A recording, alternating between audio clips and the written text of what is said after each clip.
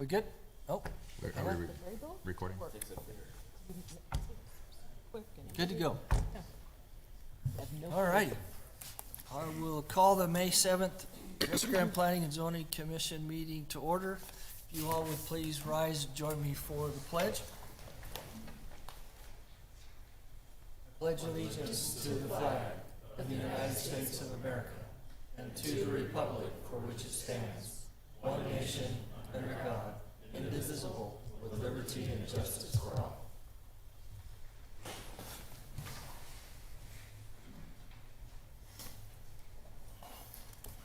Eric, you want to let the record show that everyone is in attendance?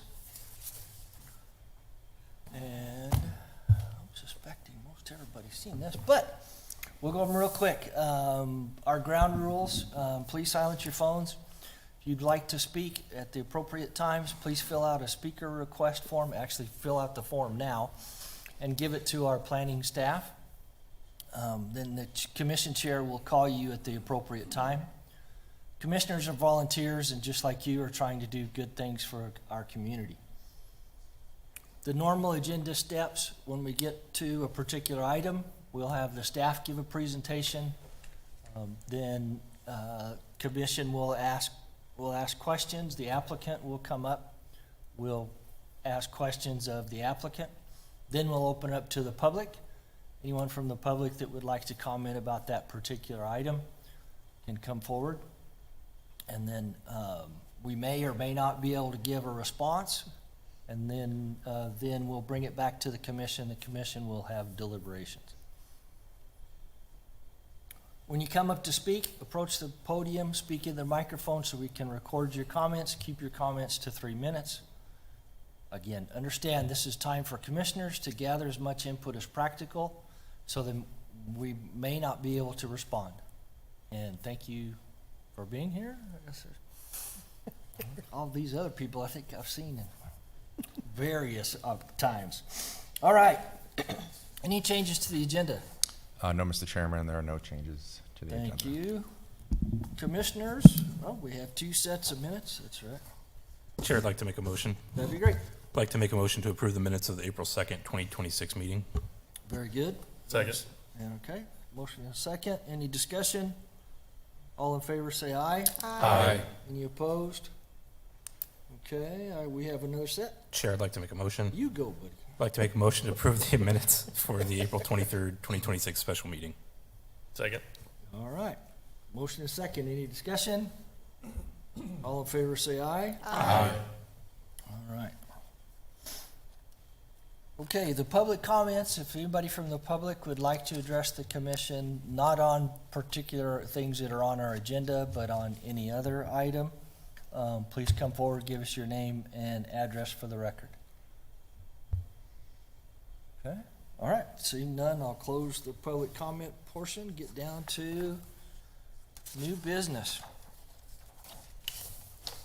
Item G1, we'll have a public hearing, consider a request for a conditional use permit by Suncor Construction Materials for located at 1000 North Thornton Road, DSA 26000021. Daniela, talk to us. Thank you. All right. My name is Daniela Warren, and I will be presenting the planning project DSA 26000021. The applicant is requesting approval for a conditional use permit. So we are here to hold a public hearing and consider the conditional use permit and associated resolution for Suncor Construction and Materials for a concrete batch plant located at 1000 North Thornton Road, approximately 1,000 feet north of Gila Bend Highway, zoned I-2 General Industrial. This area in the 2030 General Plan is designated as manufacturing and industry. The project site consists of a total land area of roughly 8.1 acres. The concrete batch plant is an industrial facility that produces concrete with specialized systems to automate the mixing process. Parking will accommodate dump and mixer trucks, employees, as well as pickup. This Production will take place within an enclosed fence and will be approximately 50 feet in height. Per city code, here's the criteria which the Planning and Zoning Commission shall apply to evaluate a conditional use permit. The staff report has found that the criteria has been met. The project meets the zoning code requirements for setbacks, height, lot standards, and parking and loading. City staff will ensure that screening, landscaping, and all other design is met, will meet the zoning code.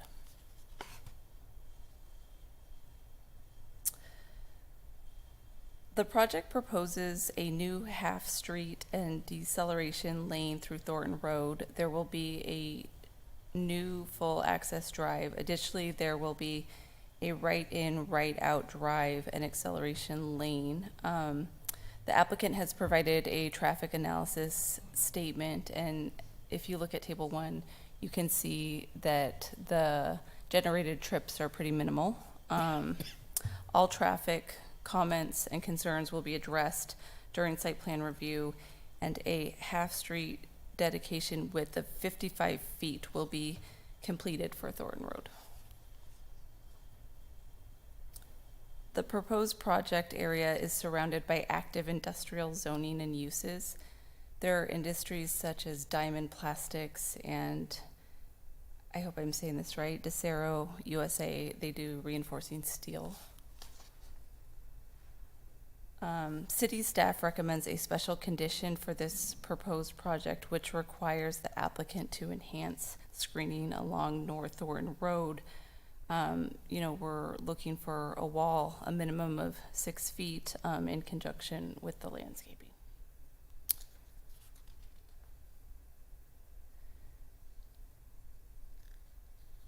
The city has fulfilled all public notice obligations through newspaper advertisement and mailings. The applicant has mailed pre-application notification and posted a sign.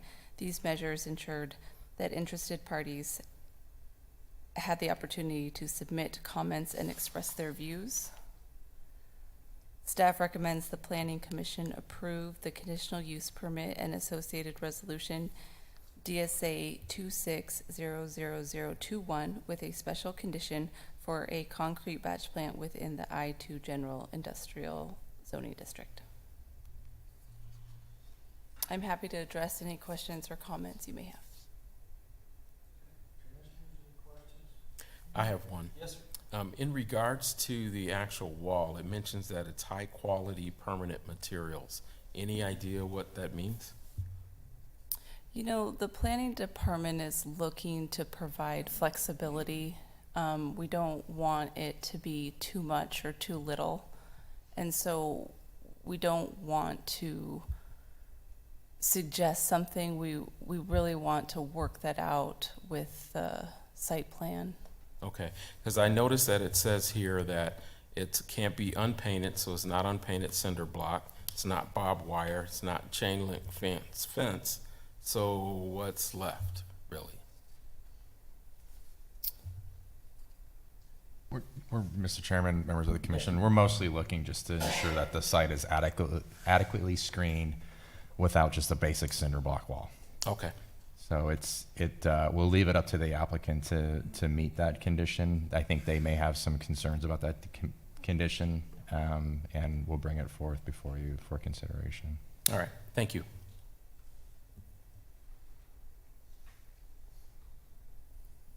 Chairman, I have a question. Yes. Clark, the city has a project on Thornton, correct? Correct, In this location, widening correct. 5 lanes? Yeah, what we're looking at doing is 3 separate projects. Each of them will add a second lane northbound and southbound, and then we'll end up with a center left turn lane. We're also working with the railroad in order to put in a crossing. So we'll end up with a 5-lane section, basically, from I-8 to Courtson, Great. or The- Cottonwood, excuse me. The left turns are going to be restricted, I'm assuming, for this property? They're going to only be able to make a right out. The northern driveway will be restricted. The southern driveway, we will allow them to make a left in. Only, right, left in from Left the in south. and left out, Oh, from the north, okay. yeah. But it's gonna be just with striping until you guys work on your project. Yes. It's a Yeah. batch plant, they move slow, they get on the road slow, so just, Thornton's a busy street in this location in particular, so yeah, It is, got it, just making sure. yeah. Thank you.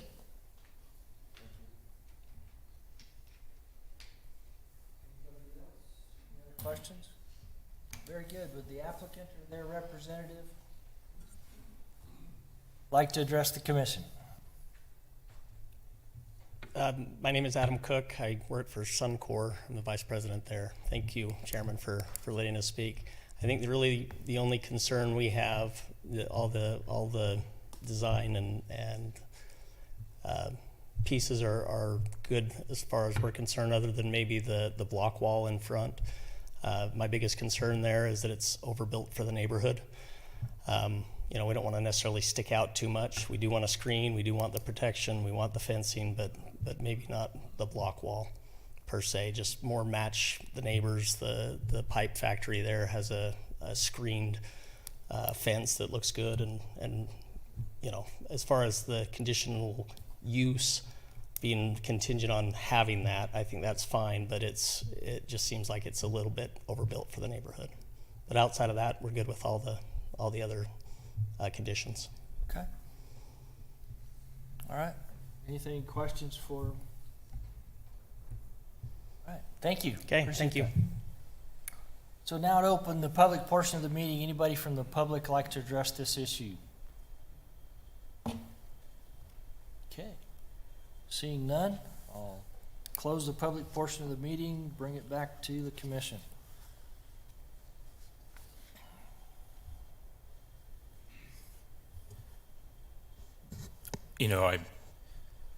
Yes, sir. As far as the condition goes, I know within like the first few months of me being appointed here 4 years ago, there was a case in front of us that we let the applicant do a different wall than what we were suggesting they should do. And I have not really sat well with that decision since then, mainly for the fact that if we are trying to make our industrial area look nicer, obviously, if it's already developed, we can't really tell somebody who's there right now, install this block wall. We have no way to tell them to do that. But as people come into a space and they develop it, we should be looking to increase the aesthetics of the area. Even though it is an industrial area, doesn't mean we can't make it look nice. And so I would rather we be very specific that it be a block wall.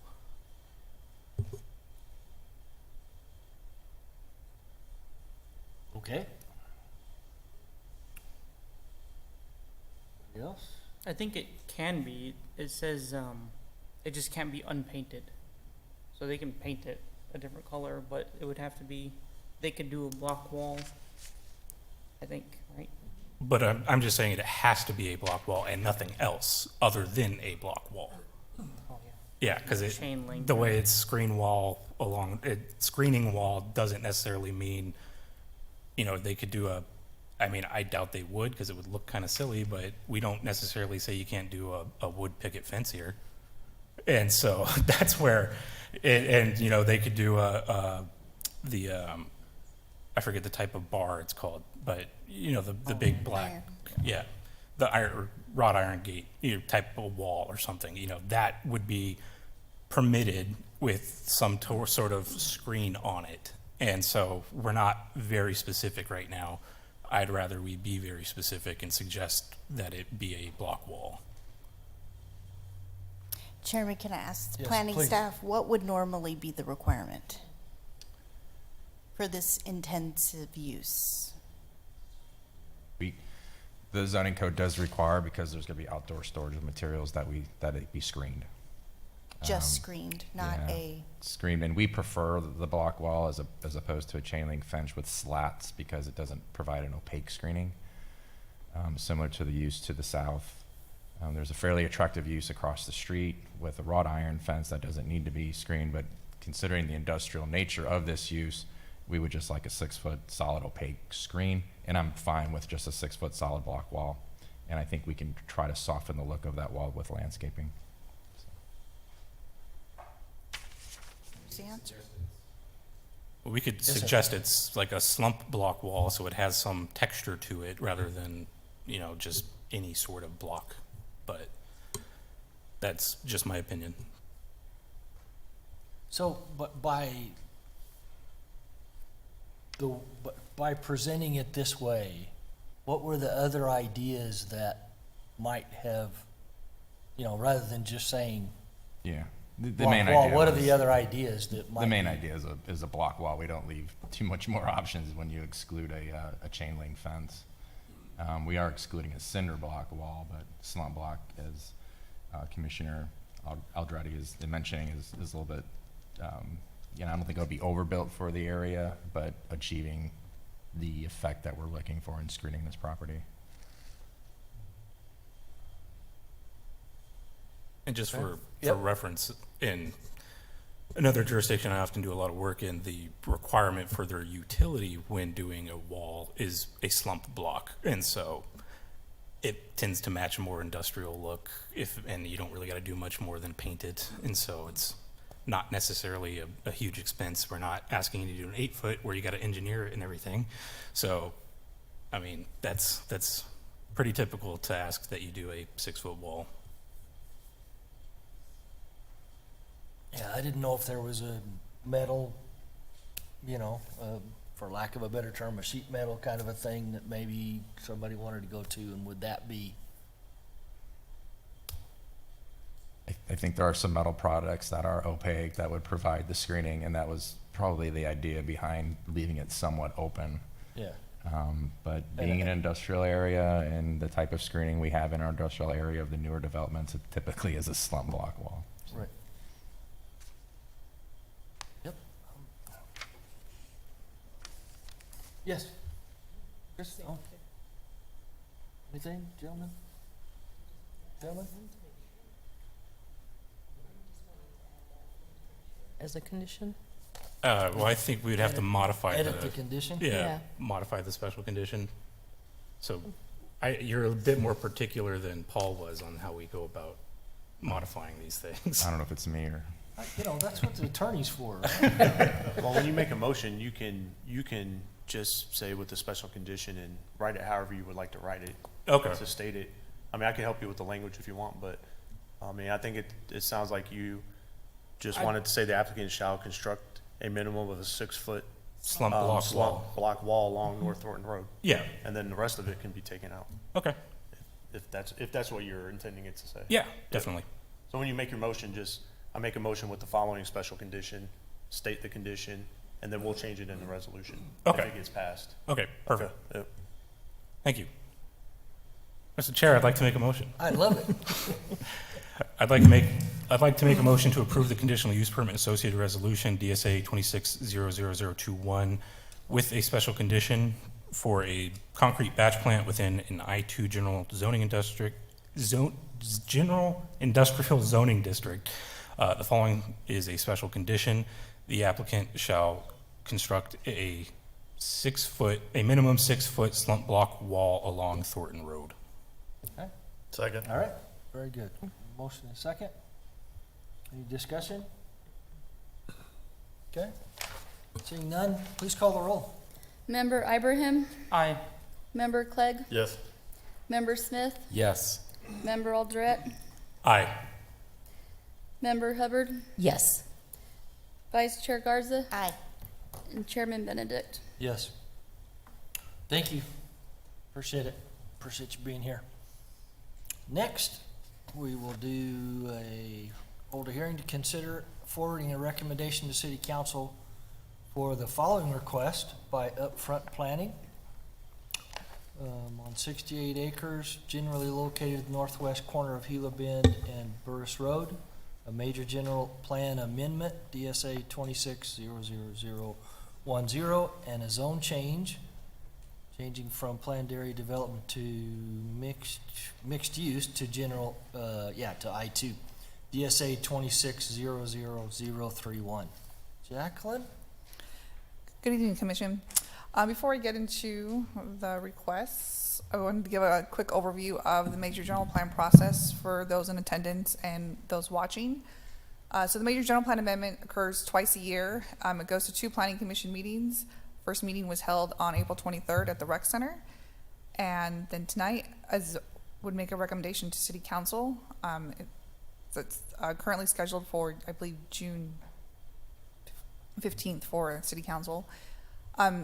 Major general plan amendments are required for land use changes over 50 acres. And the reason we only do it twice a year is because it requires additional 60-day notifications for government officials, public officials, county school districts, public land management agencies, and public utility companies and other organizations. Regarding the manufacturing industry land use category, it was identified in the 2030 general plan that this may need additional acreage.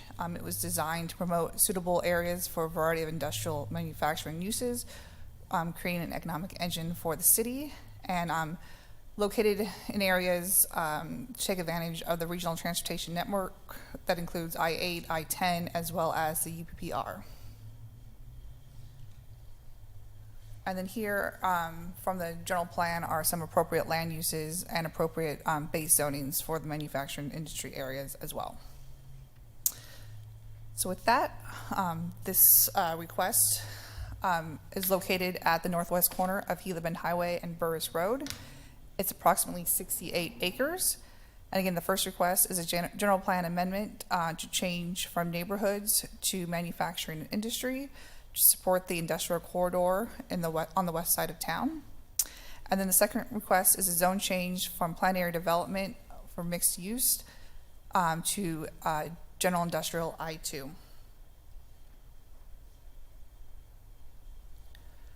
Here are the general plan review criteria. Items are covered in the staff report. Staff finds that the request meets the general plan review criteria. I will be covering a few of the items in detail on the next few slides. However, I did want to mention that this request supports the continued expansion of an industrial corridor in an already identified industrial area. It's adjacent to existing industrial uses along a major regional transportation corridor and would expand employment land inventory. Again, the proposal enforces an existing industrial growth area rather than creating an isolated industrial development. The first item has, I believe, 8 additional items. I'll be going over 2 of those as well. So the first one is that it support and strengthens Casa Grande's position as the industrial and commercial center of Pinal County. This site strengthens Casa Grande's position in the industrial center by expanding a contiguous industrial corridor, increasing available employment, land, and supporting the attraction of high-quality jobs in a location already served by infrastructure and aligned with regional economic development goals. Creating a sense of arrival at all major entryways and cultivate a unique sense of place throughout the community.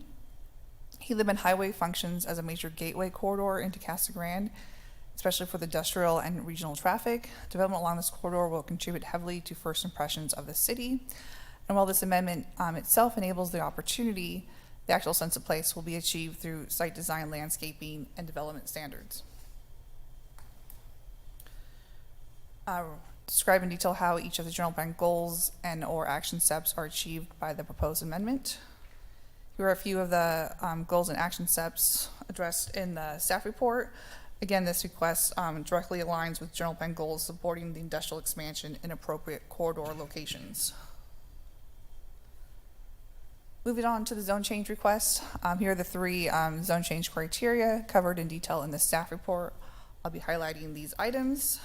First one is that the action is consistent with the city's general plan, including the goals, policies, and other applicable elements. Again, if the general plan request is approved, this request meets many of the goals and action steps in manufacturing industry.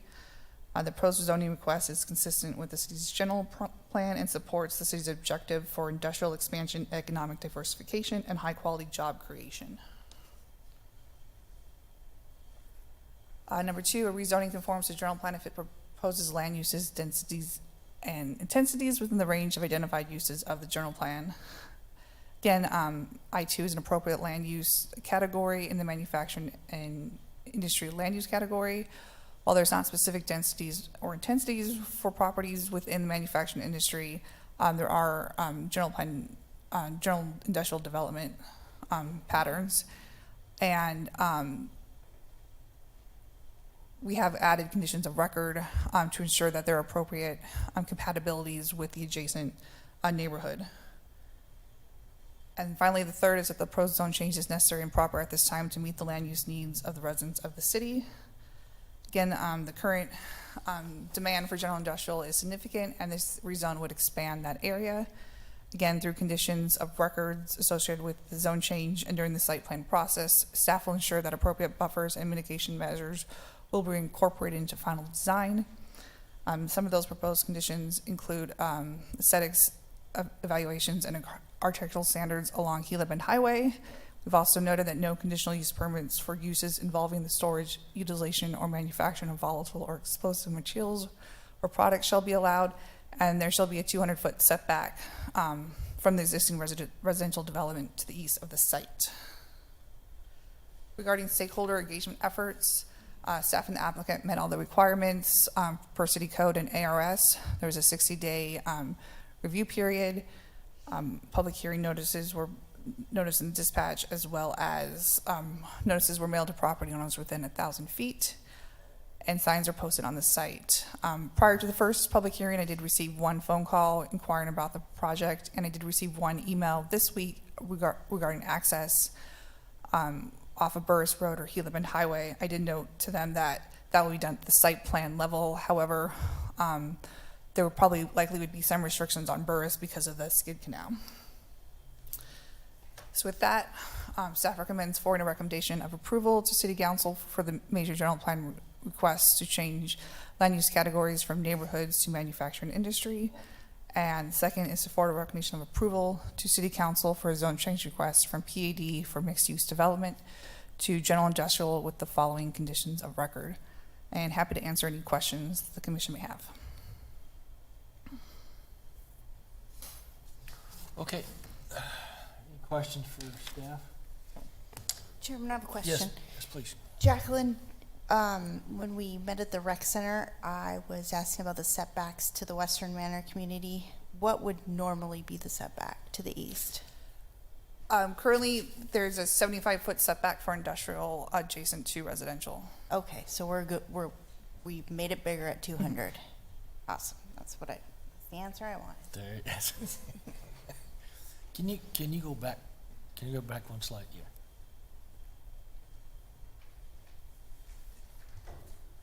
Okay, that's that one.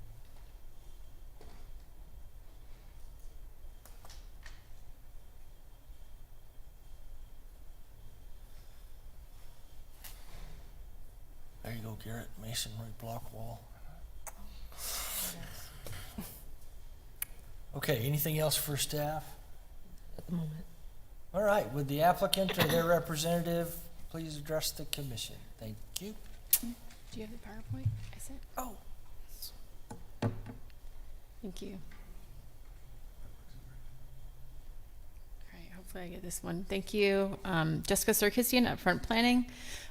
Just going to go through this quickly since you've seen this is now like the second time you've heard this case. And this is for the site as you can see here. I'm probably doing it the wrong way again. There we go. So here you can just see the vicinities, so you can just see like what's kind of going on. It is further to the west, but it is in the industrial area that's kind of quickly growing in this area. This is for the major comp plan, which you're hearing today, as well as the rezone request. It's for a major land use plan update for the neighborhoods manufacturing, and also from the rezone from a existing PAD to the I-2 on 68, a little over 68 acres. It is located in an opportunity zone that is designated within the city, focusing on manufacturing industry because it also is in close proximity to the railroad.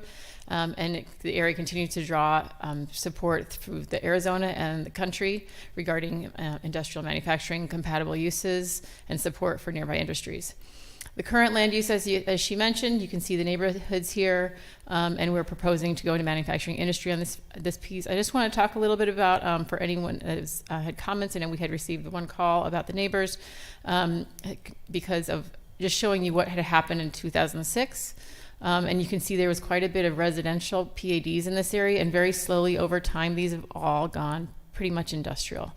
So Acacia Farms and Fiore in red, those two pieces on the top and bottom, have been both rezoned to industrial. We are the site in yellow.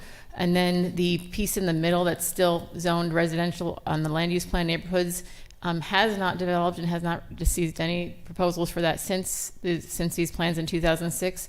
So the likelihood is it will also be transitioning. So this area is definitely transitioning, while the Western Manor has been there for some time, since the 70s.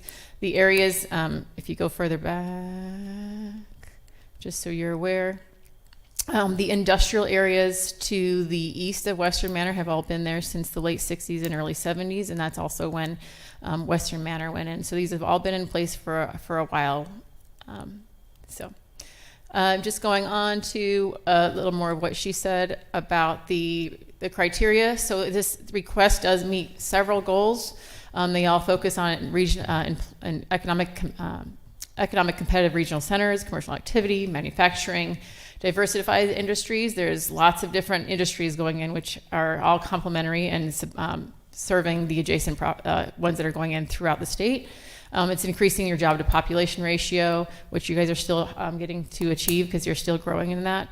And then also it's increasing the competitive advantage of the city to attracting manufacturing and logistics companies and public infrastructure and more businesses and high wage jobs. As far as the zoning, this is the zoning is going from the PAD residential you saw before that has not developed since 2006 to I-2 is what the request is, which is similar to the uses to the north. You can see that northern one and the southern one have both gone to I-2. And again, this is with the stipulations and the conditions of recommendation. We agree with those, ensuring for architectural diversity along Halebine Highway through their review, screening of outdoor storage and adjacent properties. We're not allowing utilization of explosive and volatile products, and also the 200-foot building setback from residential zones, which most likely we always was discussing what we could do. So it's obviously parking and landscaping and things like that. So we are in agreement with the conditions of recommendation. And if you have any questions, I'll be happy to answer them. Very good. Any questions for the applicant? No, I just want to say thank you for sharing the 2006 zoning. I was wondering why there was an island of neighborhoods surrounded by industrial, so I appreciate that. Yeah, it wasn't an island. We're creating it. We have created it since then. Anything else? Okay, thank you. Appreciate that. So I'll open the public portion of the meeting. Anybody from the public like to address this issue? Please come forward, give us your name and address for the record. Seeing none, I'll close the public portion of the meeting, bring it back to the commission. Gonna make Garrett do all the work?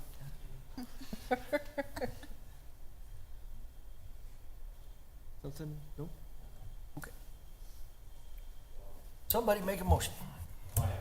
Yes, Some comments. great. You know, I had some uses that if we can go back to the slide with the parcels, Which one, sorry? the highlighted parcels.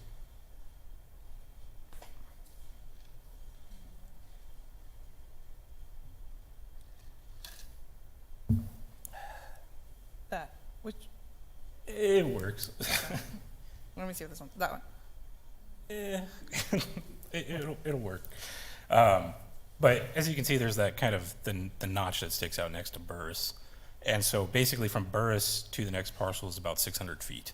And so I had asked, and obviously has not been taken, but I thought there were a few uses, at least the conditional uses of the I-2 zone, and then a couple of the uses that are permitted outright, particularly fertilizer manufacturing and battery storage. I felt those shouldn't be permitted within that space, mainly for the fact that, yes, this area is changing into more industrial, but those people still live here, and they're going to continue living here. And we also heard that there was a man building a house, and so obviously there are more people coming to live there. And so with that, at least in that space next to Western Manor, the by prohibiting uses that are a lot more industrial in nature, we can at least make sure that those uses that do locate there are a bit more compatible with that neighborhood and that they don't feel that they're just being closed in on. And so and just so you can kind of understand what I'm talking about, when you look at the I-1 zoning, and this is a problem with our zone, our I-1 zone allows a lot more than our I-2 zone as far as uses and more obnoxious uses, like automobile repair is permitted in I-1, but it's a conditional use in I-2. Kind of weird. But you can see there's Helena Agribusiness right there next to them. And when you it's between T Street and Service Street. And so that's an existing, fertilizer manufacturer. And so do we want to put more of that right next to them? And that's where I would rather, if there is an industrial user coming in, it be more so a warehousing building that if we could also extend those aesthetic considerations to Burris rather than just Gila Bend, I think that would be a good idea too. It'll make it look nicer so that at least they're not right next to some heavy industrial use that it just feels oppressive to them all around. Because obviously it's gonna change. Everything around it has changed. There's urban ranch zoning, yes, but then you just go to the west of that, and then it's I-2 again. And so it's going to continue to change. So we should at least build in some protections for Western Manor so that they don't feel as though their neighborhood is just a complete industrial zone. Appreciate that. I completely agree. Same. You got to tell us how to do it, Garrett. All right. What do we have to exclude? So what's your thinking about how we do that? I mean, what's your, So I have a few conditions I already wrote. you go, buddy. I like it. So, and maybe we can discuss these as to, Yeah, please. rather than just going straight to a motion. So the first one I had was all conditional uses of the general industrial zone I-2 of the City of Casa Grande Code are prohibited within 600 feet of the edge of the future right-of-way for Burris Road, except for the following: automobile repair services, major and minor, automobile washing establishment, daycare center, and wireless telecommunication facilities. Okay, you gotta slow down for me. Yeah. So You have to walk through that. if I could see, and we got to pull up the code too, because then you guys don't know what's in the conditional permitted uses, and so I looked at this a bit. So you're saying keep the conditional use permit, All conditional uses that are there, that are in the code, and add, no. Prohibit conditional uses, all conditional uses within 600 feet of Burris, except for these four, which are automobile repair services, automobile washing establishment, daycare center, and wireless telecommunication facilities. And keep in mind, Mr. Chair, members of the commission, Yes, that please. the uses that are being identified are already conditional use permits. They would require a public hearing before approval anyway. When you mentioned the automobile repair, automobile washing, daycare center, and what was the fourth one? yeah. Wireless telecommunication facility. Telecommunications, yeah. And so those would be. They're already conditional use permits that would require approval of this body before they can move forward. But I'm just suggesting that everything else is not permitted within that 600 feet. Yeah. So These conditional uses would still be permitted as conditional uses. they would permit it as conditional, then everything else that's already permitted through the conditional use permit process, they couldn't even apply for. Correct. That's Within what- that 600 feet. That's what he suggested. Yeah. So I don't know if, again, I would rather have some discussion about this, but I'm not sure if other commissioners have ideas, thoughts. And just so I could pull up the code for you all, and I can read off what the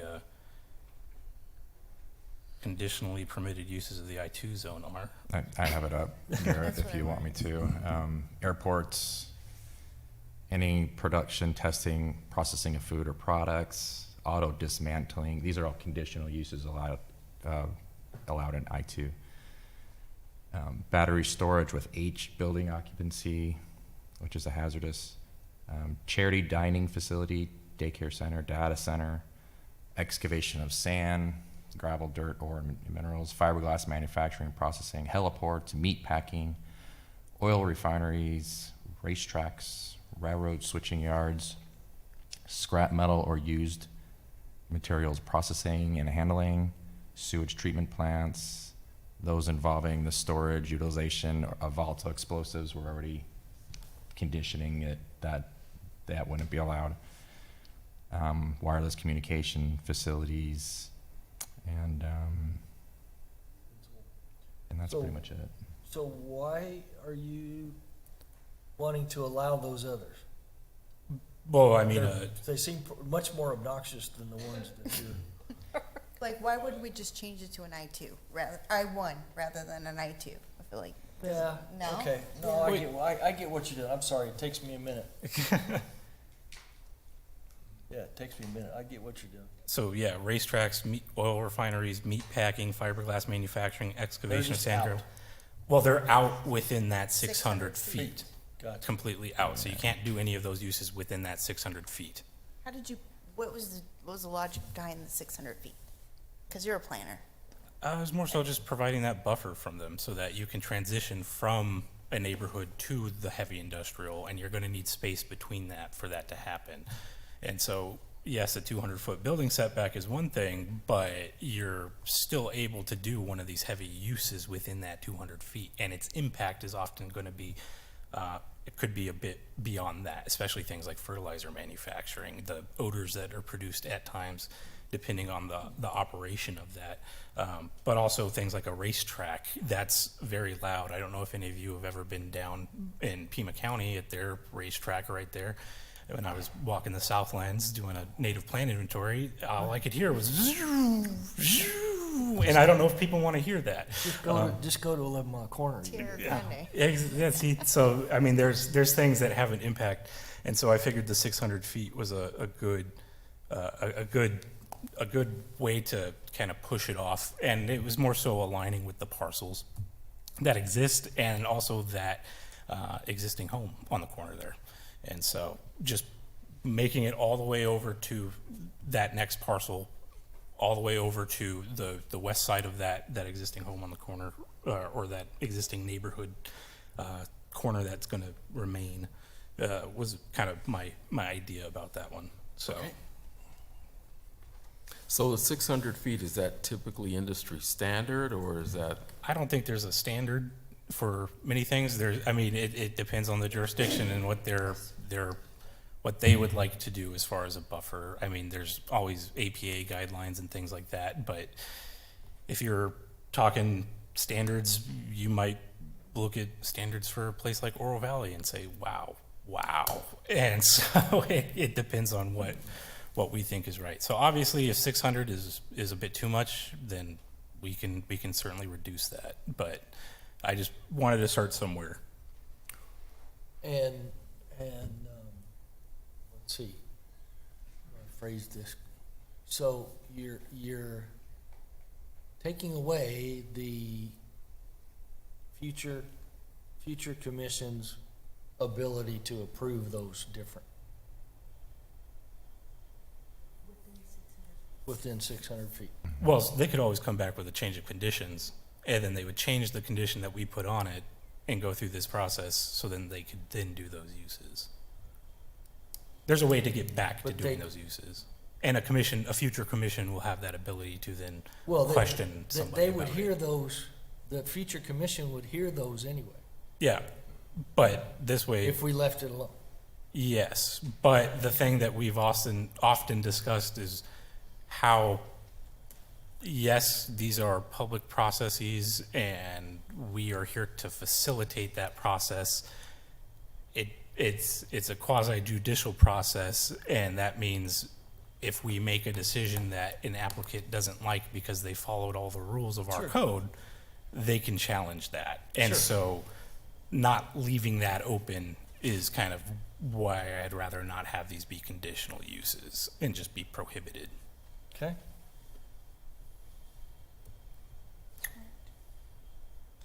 Okay. Jacqueline, can you pull up the zoning that surrounds the parcel one more time?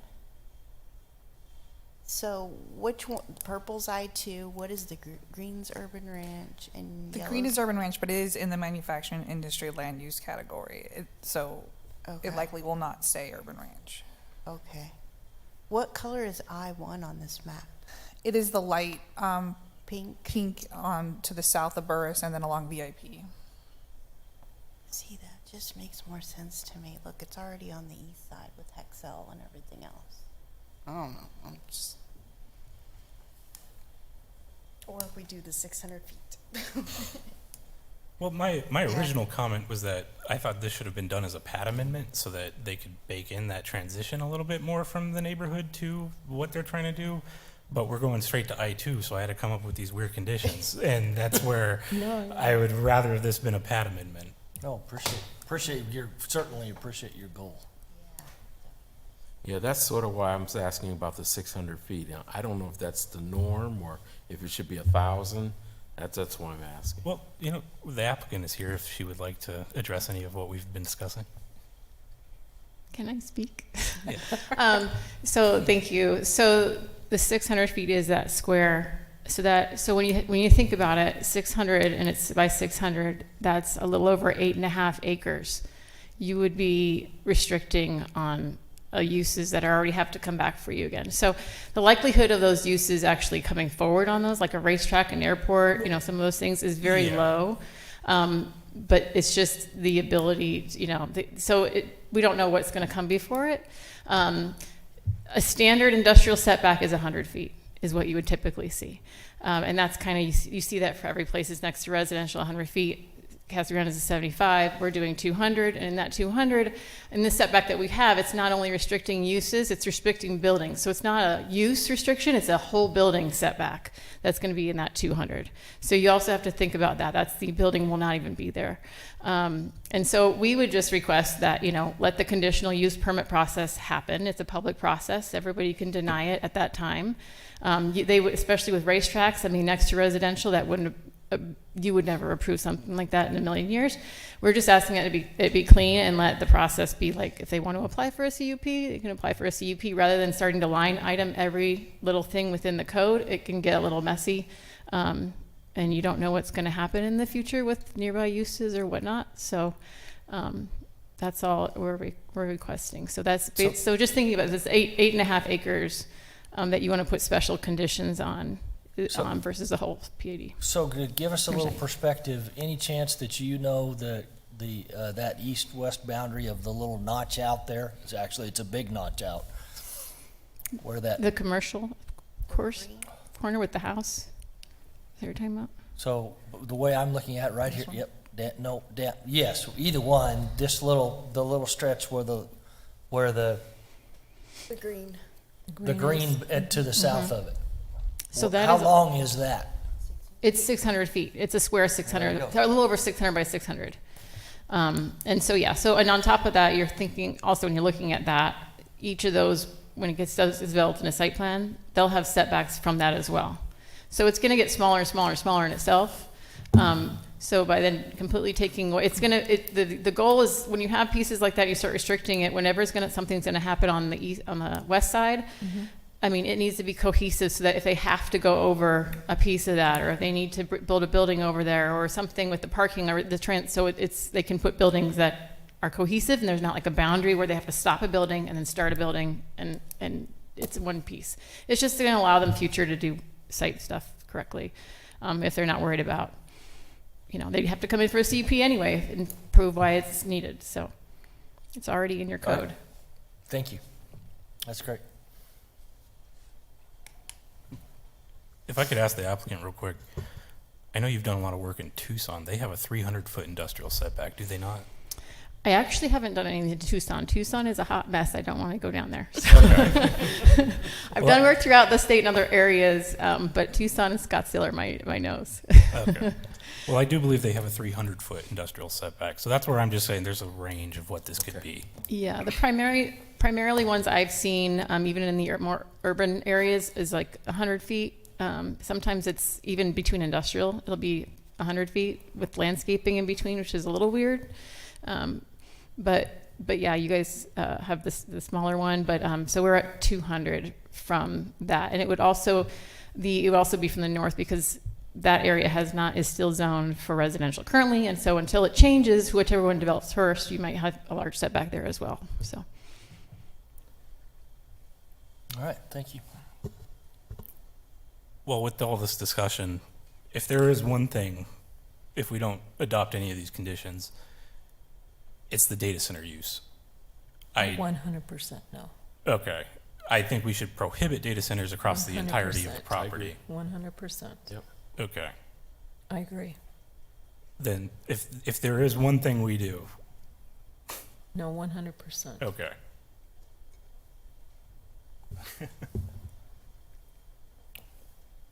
Okay, we'll have, All right. I guess I'll make the motion. if there's more discussion. would I like your encourage you to motion the way it was. You like it the way it was? Well, I can't really poll everybody. That's not allowed. So Well, guess what? You gotta make your motion and see if it lives. yeah, I'll just for ease, I will simplify it. But we'll start with the first one. Chair, I'd like to make a motion to forward a recommendation of approval to City Council for a major general plan request to change to the land use from neighborhoods to manufacturing and industry, DSA 26-00010. Second. Got a motion and a second? Any discussion? Please call the roll. Member Ibrahim? Aye. Member Clegg? Yes. Member Smith? Yes. Member Aldrete? Aye. Member Hubbard? Yes. Vice Chair Garza? Aye. Chairman Benedict? Yes. So I guess I'm challenged, you wanted a poll. I guess I'm a little challenged to limiting what the commission in the future decisions that they can make. And yes, we do it all the time, and that's multiple pages of all of the guidelines that we follow. I just got confidence in this commission, and hopefully we'll have confidence in the ones in the future. I think about it differently, though. I think about it as protecting residents today and not wishing they do it in the future. Exactly. Yep. I agree with that. I don't think of it as limiting. I think it's doing what's right today.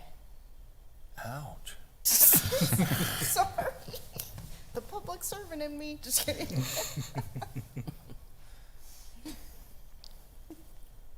All right. That's just my, Okay. No, I appreciate it. Chair, I'd like to make a motion. that'd be great. Or did we vote? Did Yeah, we we vote? did. Yeah, Yes, we we did. I Okay, got second little one. marks. I got marks across here. So somebody voted. I'd like to make it. Motion passes, will that help? I'd like to make a motion to forward a recommendation of approval to City Council for a zone change request from PAD for mixed-use development to general industrial I-2 with the following conditions of record. Aesthetics, elevations, and architectural standards. Building exteriors facing Gila Bend Highway shall be designed to include architectural diversity and interest. To accomplish this, a building should incorporate some, if not all, of the following: plane changes, elevation changes, architectural embellishments and detailing, accentuated lighting, and color variations. All outdoor storage visible from adjacent properties shall be screened by a decorative masonry block wall matching and/or complementing the principal architecture of the site. No conditional use permits for uses involving the storage, utilization, or manufacturing of volatile or explosive materials or products shall be allowed. A 200-foot building setback shall be maintained from the existing residential development to the east of the site. in accordance with Casa Grande Municipal Code Section 1768550, the property owner shall dedicate the necessary right-of-way in accordance with the classification of roadways as set forth in the city's general plan 2030 as amended and in effect as of the adoption date of this ordinance. Such dedication shall occur no later than the time of platting or site plan approval, or as otherwise provided by the Casa Grande Municipal Code, but shall also be required earlier if requested by the city as part of an existing or proposed public works project. Nothing in this condition alleviates a property owner from compliance with any other dedication requirements set forth in the Casa Grande Municipal Code as amended from time to time, and data centers are prohibited. That's my motion. Okay, so you just added that to number 4. Well, I added 5, which is data centers are prohibited. Thank you very much. Second. Okay, I second that. got a second? Any discussion? Okay, So the motion is Yep. just prohibiting data centers. That's it. Yes, sorry I read the whole thing. Okay. I started to stop you twice, but I thought, I was just making sure there's clarity. Okay. And we're not wanting to do the 600-foot. That does not include, yes. It doesn't, I mean, if you would like to modify my motion, I'll allow that. I think we should. I'm just not gonna do it, so somebody else will have to do it. I will do it. What do I do, Garrett? Just kidding. Well, here's some Okay, so language. we have a motion and a second.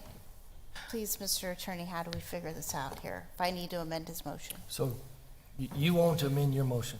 Yes. Yes, you will not No, amend your motion. I will amend the motion. Okay, then why don't you amend your motion, and then we'll see if the second will take it? All right, I'll amend the So motion. just, and you don't have to read the whole thing again, let's just, let's just amend I'll amend the condition motion. number 5, yeah. I'll amend condition number 5 to include all conditional uses of the general industrial zone, I-2 of the City of Casa Grande Code are prohibited within 600 feet of the edge of the future right-of-way for Burris Road, except for the following: automobile repair services, automobile washing establishment, daycare center, wireless telecommunication facilities. Second, yes. There we go. Well, wait, I did not finish though. Yeah. The following uses of the general industrial zone are not permitted within 600 feet of the edge of the future right-of-way for Burris Road, fertilizer manufacturing, battery storage with an S building occupancy. And data centers are prohibited. There we go. There we go. Second. Second that. Okay, is that clear to the staff that has to make sense of, The clerk has a lot of, I don't know if you meant a battery storage with S or H occupancy. H is the one that requires a conditional use. Yeah, so it's already prohibited from the first condition because it's a conditional use, and then S is permitted outright, so it's now just not permitted battery storage altogether within that 600 feet. So if there's an industry that does some battery storage because it's part of their industry, I mean, we're not thinking about utility scale battery storage. I just want to make sure we're envisioning the same thing. So I was picturing more so utility scale, which S could be utility scale at times before it gets kicked into H. And so if you would, as an accessory use, is that what you would? Yeah. Okay. So I'd like to amend my motion again to include battery storage is permitted as an accessory use. so your additional condition of record, can you state that again so that we're clear on Yeah. what it is? The entirety of it? Yes, the one you're adding, not all the ones that are on here, we're taking the ones that are here. Yep. 5, Just number 5. slowly. So number 5 now is all conditional uses of the general industrial zone of the City of Casa Grande Code are prohibited within 600 feet of the edge of the future right-of-way for Burris Road, except for the following: automobile repair services, major and minor, automobile washing establishment, daycare center, wireless telecommunication facilities. The following uses of the general industrial zone, I-2, are not permitted within 600 feet of the edge of the future right-of-way for Burris Road: fertilizer manufacturing, battery storage with an S building occupancy. Battery storage is permitted as an accessory use within the 600 feet of the edge of the future right-of-way for Burris Road. Data centers are prohibited. Second. Yeah. Second, accept that change. Mm-hmm. All right. Yes. Yeah. Well, he amended his motion. Yep. Second. I accept that. He accepted. He changed it, he accepted it. Hopefully I'm close to legal. Any more discussion? Seeing none, please call the roll. Member Ibrahim? Aye. Member Clegg? No. Member Smith? Yes. Member Aldret? Aye. Member Hubbard? Yes. Vice Chair Garza? Just want to tell Garrett he did the right thing, and thank you for your help. Aye. Chairman Benedict? No. Motion passes. Okay, on to the next one. So we'll hold a public hearing, consider forwarding a recommendation to City Council for the request by Cactus 110 LLC for major general plan amendment to revise from neighborhoods, community corridor, and commerce, business to manufacturing and industrial, generally located to revise from to manufacturing and industrial. Okay. DSA 2500179. Jacqueline? All right, the second major general plan request is for Cactus Mine to support the expansion and modernization of mining operations associated with the Sackatoon Mine. Again, it's generally located northeast of Maricopa-Cascaran Highway and southeast of Val Vista. The request is approximately 1,832 acres, again, from neighborhoods, community corridor, commerce and business to manufacturing industry. Again, here's the general plan review criteria covered in the staff report. Staff finds the review criteria has been met. However, I'll be covering a few of these. And again, the Cactus Mine request for major general plan amendment is intended to support the expansion and modernization of the existing Sackatoon mine. And the proposal aligns with general plan policies supporting industrial diversification and aggregate resources activities while incorporating buffering measures tended to address compatibility with the surrounding current and future development. So under number one, the community growth should be driven by industrial, corporate office, professional services, financial services, research and development, and other similar developments which offer the opportunity for high-paying quality jobs. Again, the advancement of the Cactus Project, including reopening of and operation of the Sackatoon Mine and incorporation of these properties, will result in exceptional opportunities for high-paying jobs for a variety of skilled employees. And the Cactus Project will help promote the diversification of employment opportunities and expects that the majority of these employees will come from Cascaran. These benefits are consistent with the goals of the general plan, which identify mining uses as appropriate to Cascaran as they help diversify land uses, as stated below in the aggregate resources goals. Again, one of the other goals of the manufacturing industry is to mitigate adverse impacts from industrial users by creating buffers when industrial development is adjacent to residential, office, or other land uses with a variety of techniques. And through the general plan amendment, there will be view shed berms, or this will be a part of the PAD amendment that would come before Planning Commission later on this year. But they will be having view shed berms along the eastern and northeastern sides of the property to buffer the existing mine and open pit, and then for future operations from the neighboring properties that will be developed in the future and the ones that are currently there. Again, this request supports the modernization of an existing mining operation while advancing the city's economic diversification goals and incorporating buffering measures to address compatibility. Regarding the stakeholder engagement efforts, again, staff and the applicant met all the requirements. There was a 60-day review period. Notices were in the dispatch, as well as mailings within 1,000 feet of the property, and signs were posted. Prior to the first meeting, I did receive a few phone calls and emails. And at the first meeting a couple weeks ago, there were about 5 adjacent property owners that attended the meeting at the rec center. With that, staff recommends forwarding a recommendation of approval to City Council for the major general plan amendment request to change the land use industry from neighborhoods, community corridor, and commerce and business to manufacturing industry. I'm happy to answer any questions.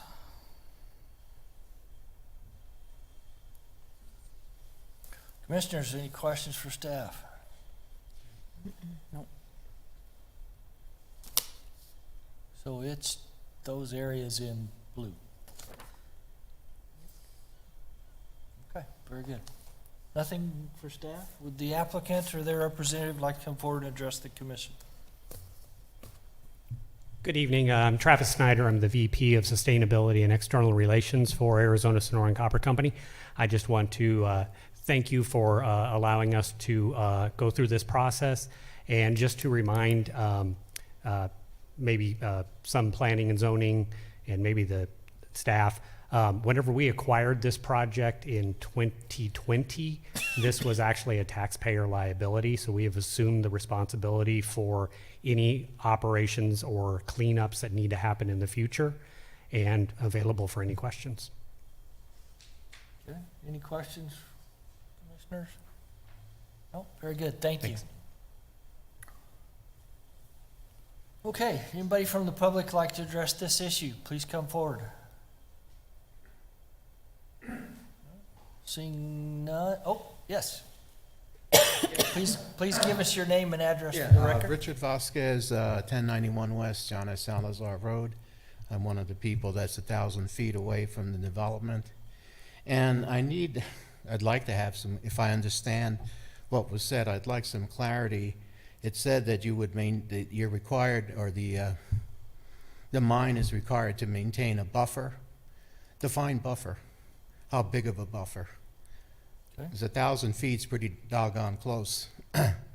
So when you say that they're required to have a buffer between us and between them and people that live there, what defines a buffer? Okay, is there anything else you'd No, like? that's it. Okay. Anybody else like to address this issue? Okay. Jacqueline, you got, define what, is there a defined distance for the buffer as described? Not through the general plan amendment process. Again, this is just changing the land use. That will be part of the PAD amendment that will come before you at a future meeting. And I don't recall offhand what they're Okay. proposing in that amendment. Great. All right. Yes.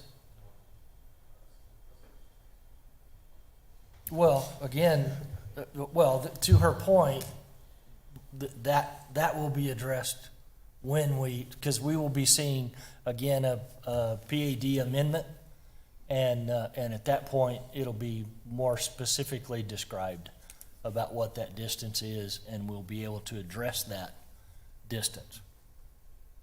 Okay? All right. Okay, anybody else from the public?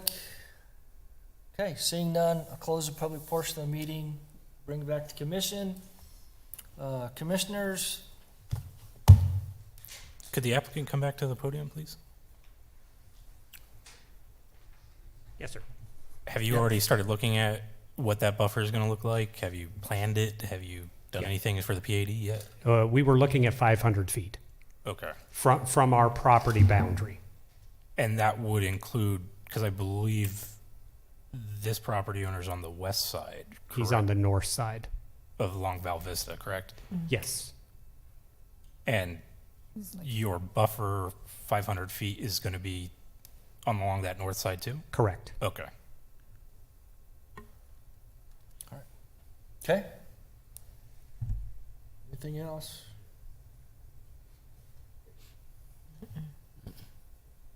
Okay. Somebody can make Garrett do all the work, guys?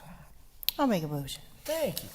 I'd motion that we recommend forward a recommendation of approval. It's been a while since I've done one of these. Forward a recommendation of approval to City Council for a major general plan amendment from neighborhoods to community corridor and commerce and business to manufacturing and industry, DSA 2500179. Second. Okay, got a motion second, any discussion on the motion? Please call the roll. Member Ibrahim? Aye. Member Clegg? Yes. Member Smith? Yes. Member Aldred? Aye.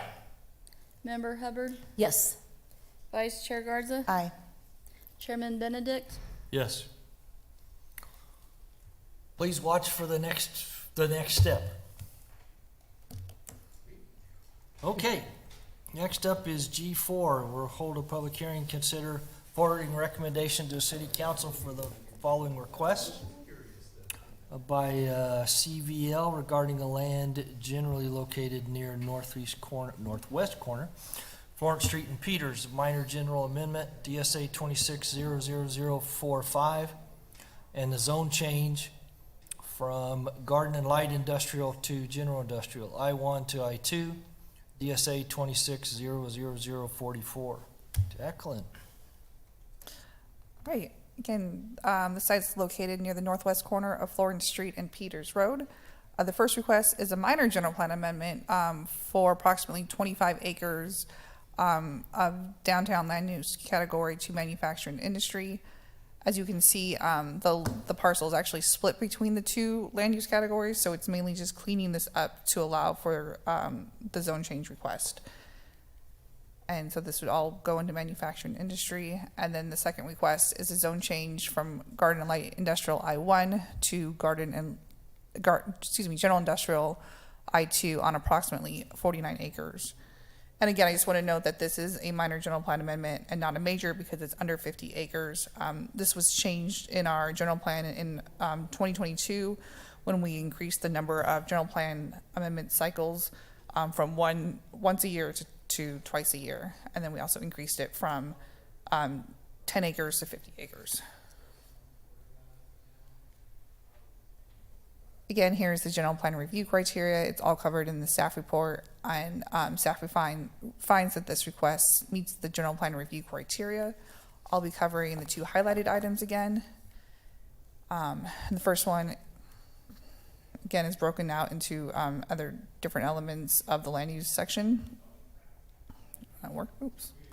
And that is that community growth should be driven by industrial, corporate office, professional services, financial services, research and development, and other similar developments which offer the opportunity for high-paying jobs.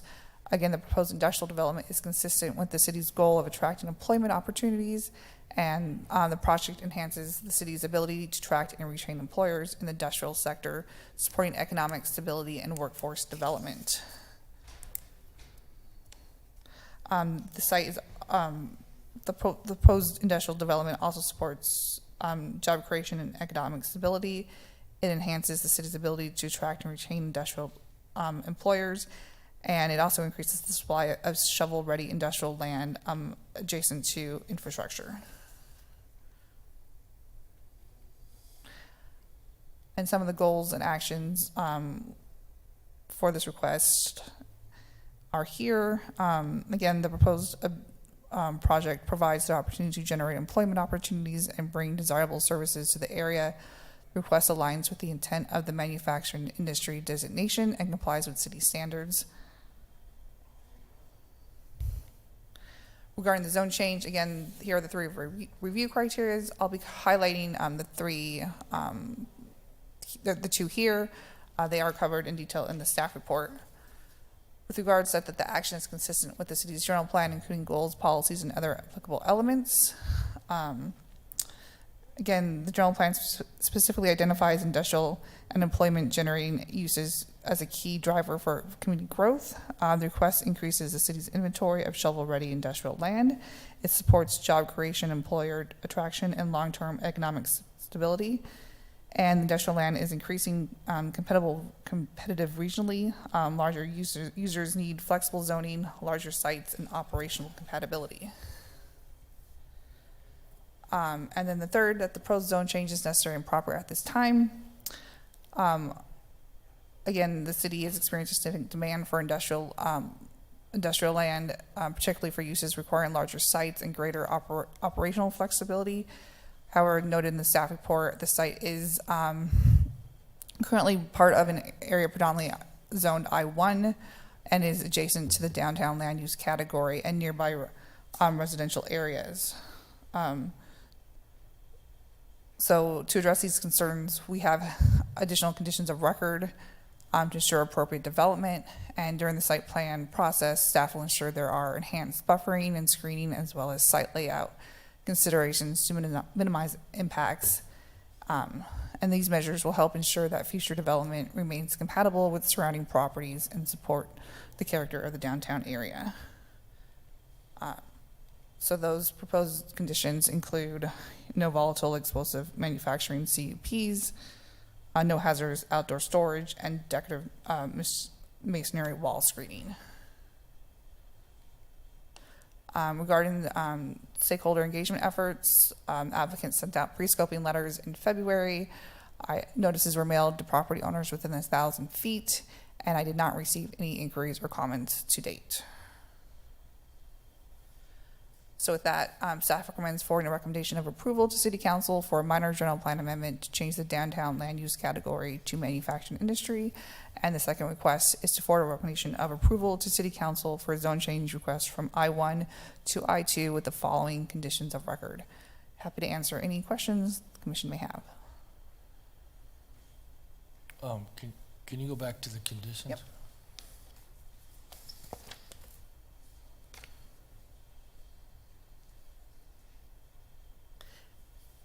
And I will note these were similar to the ones that were added last year to the I-2 conditions of record.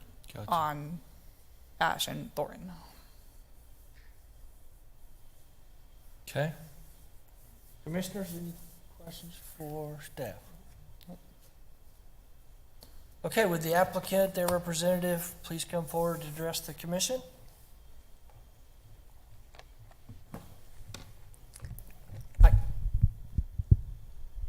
Hi there, good evening. My name is Julie Vermillion with the applicant CVL Consultants located at 4550 North 12th Street in Phoenix. I have a presentation.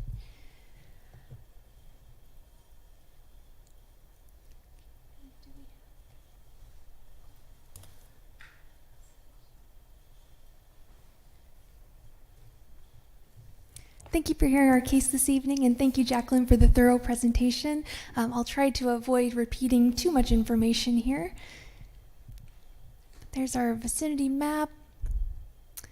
Jacqueline addressed the split zoning, or the split land use that we currently have. We'd like to propose an overall cohesive designation of manufacturing industry.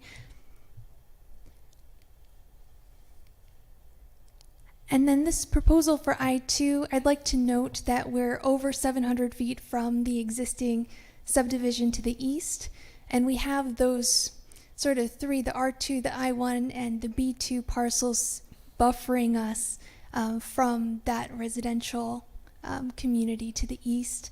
Jacqueline also mentioned that nearby I-2 zoning case that was approved.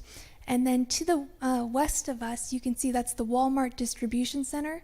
There's also a Pepsi distribution center in the area. And our intended use for this site would be a similar use to the ones that are currently operating and active in this area of the city. This is a conceptual sketch just of a potential use. This would be, if we moved forward with a sketch like this, it would be for a distribution center very similar to what is active and operating in the area. So it would merely be an expansion of the growth of the industry that's currently going on. And I'd just like to touch on a few key benefits. As Jacqueline says, this creates the employment opportunities for economic growth in the area. I'd like to note that it utilizes this longtime vacant property to facilitate development within this established industrial area. Industrial users typically generate lower traffic and water demands compared to other uses. And then, as this is an industrial area, it would promote orderly growth and development and attract industrial and employment investment in Casa Grande. So I'm available to answer any questions you might have. Okay. Commissioners, any questions for the applicant? Looks good. All right, thank you.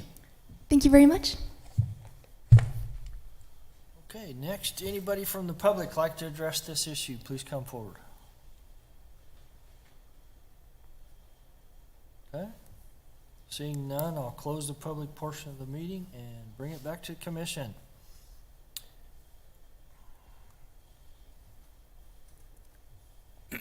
So, I feel like I'm doing a lot of talking. My concern, I guess, with this one is changing our general plan category from the downtown land use category. So in 2020, we added the downtown land use category, the brand new land use category, hadn't been in our general plan. We have not necessarily as a city made great progress towards revitalization of our downtown. Obviously, we're doing the Florence Boulevard Streetscape project. It helps. It's a step. We're working with Gorman and Company. Those are great projects. It's a small step. There was the AZ TAP Urban Land Institute panel on our downtown that provided suggestions to our city as to how we can help revitalize it.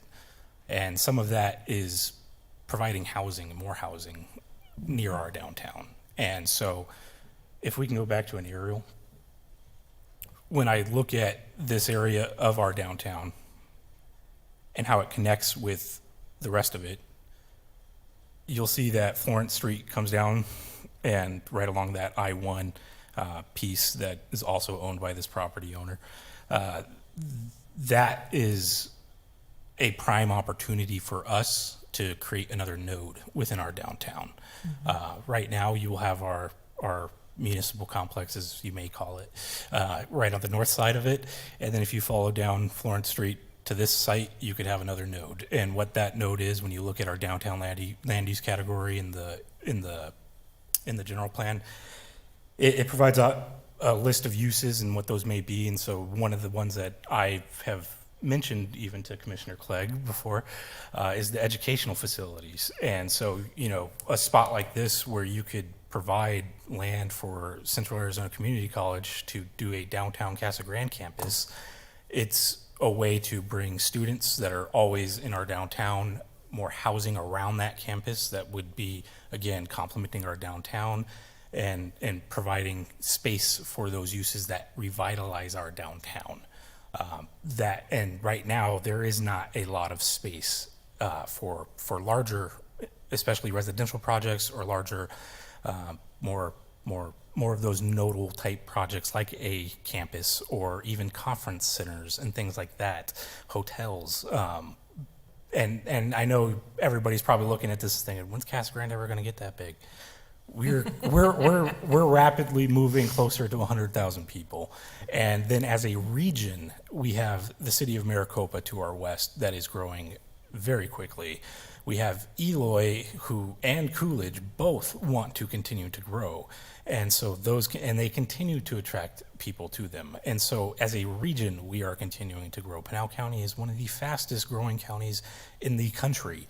And so we just also had the governor here to sign for the AWAS, the new water designations that allows 80,000 more homes. And so there is plans for more people in Casa Grande, and we need to make sure that we preserve that space. And obviously this is where I think the city of Casa Grande has maybe fallen short of what our general plan has suggested we do for revitalization.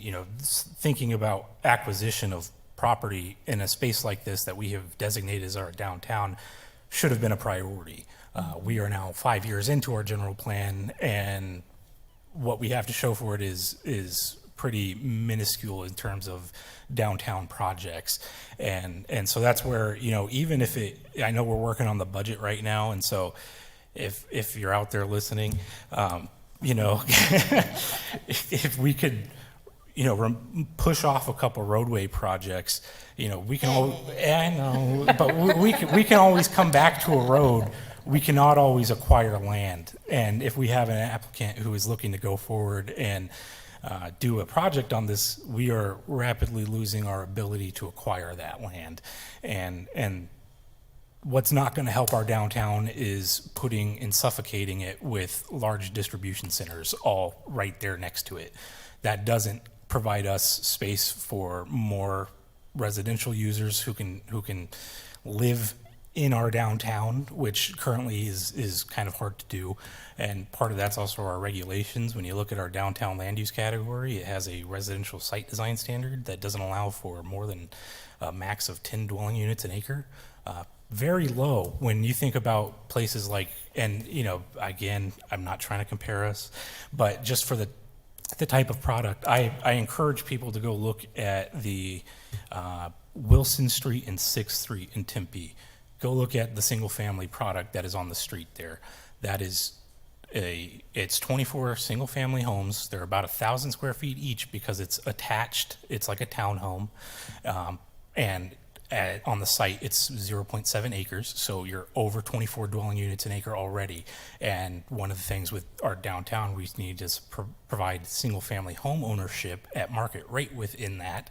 But we don't have the regulatory, or our standards are currently prohibiting that type of development. So there's multiple things we need to do to make our downtown more attractive and attract that type of development that we know actually revitalizes it. And so my issue is, with only 5 years into the general plan, we're already asking to remove 25 acres of a very small land use and putting it towards something that is not necessarily going to be helpful for our downtown. Obviously, having more manufacturing industry is helpful for the city as a whole, but within a specific location just like this one, I would rather us not change our general plan land use designation to accommodate this, just because it moves us further from what we would like our downtown to be. Even though it is a use that we are suggesting, there's a lot of open land elsewhere. These damn flies.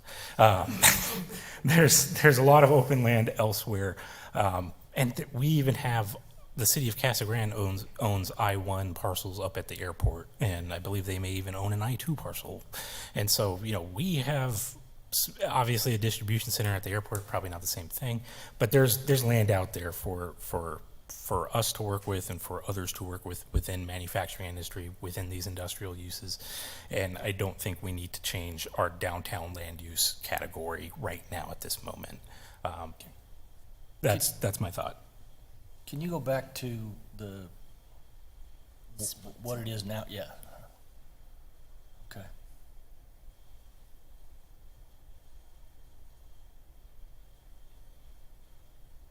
So it's a significant chunk. It's also spot zoning, which is minor, but still, we shouldn't do it. Yeah, it's not adjacent to any I-2, right? It's not adjacent to I-2. It feels a little intense, but yeah. And like I had mentioned before, our R1 and I-2, it's funny, florist only permitted in I-2, no other zone. Florist? Yeah, and greenhouses. But every other uses, they're the same for the most part. Manufacturing permitted in I-1, light manufacturing permitted in I-2. But they're not permitted in each. So it's kind of messed up. But other than that, my main issue is the general plan amendment. So, which we redirect that, then we don't do the rezoning anyway, so. When does the general plan go back to the voter? 5 more years? Or? 2031. So we'll start working on the general plan, and by 2028, 29. Okay. Any thoughts? I think it makes sense.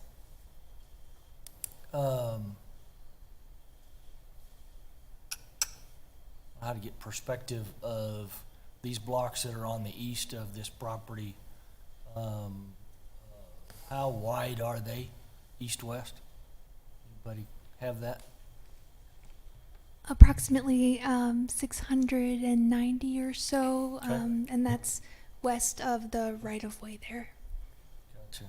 Okay, so also to help with my perspective, the block of your property that we're talking about changing, how many acres is that? Do you know off the top of your head? It's a total of 49 acres. 25 are within the downtown. Gotcha. Thank you.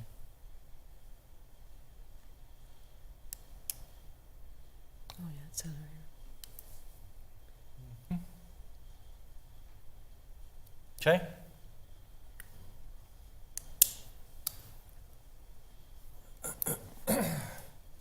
Yeah, I certainly hear your point. I'd certainly love to see a more, more active and diverse downtown.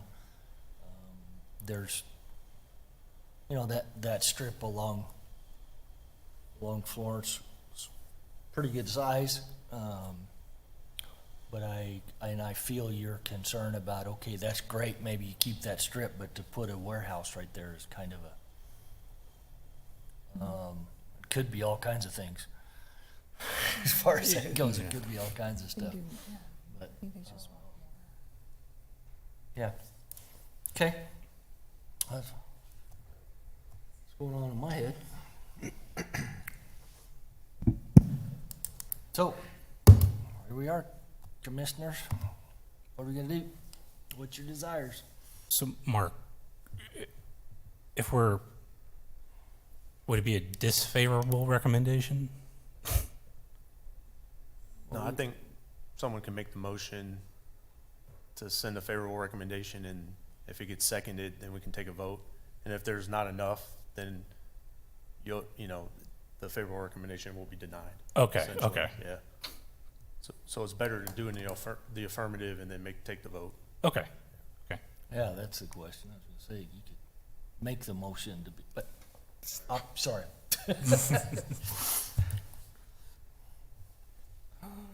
So, Chair, I'd like to make a motion. Cool.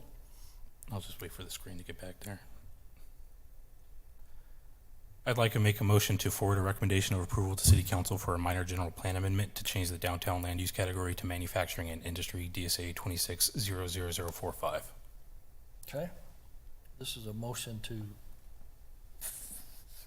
forward a recommendation to approve. Second. Got a second from Isaac? Very good. Okay, any more discussion on the motion? Okay, please call the roll. Member Ibrahim? Aye. Member Clegg? Yes.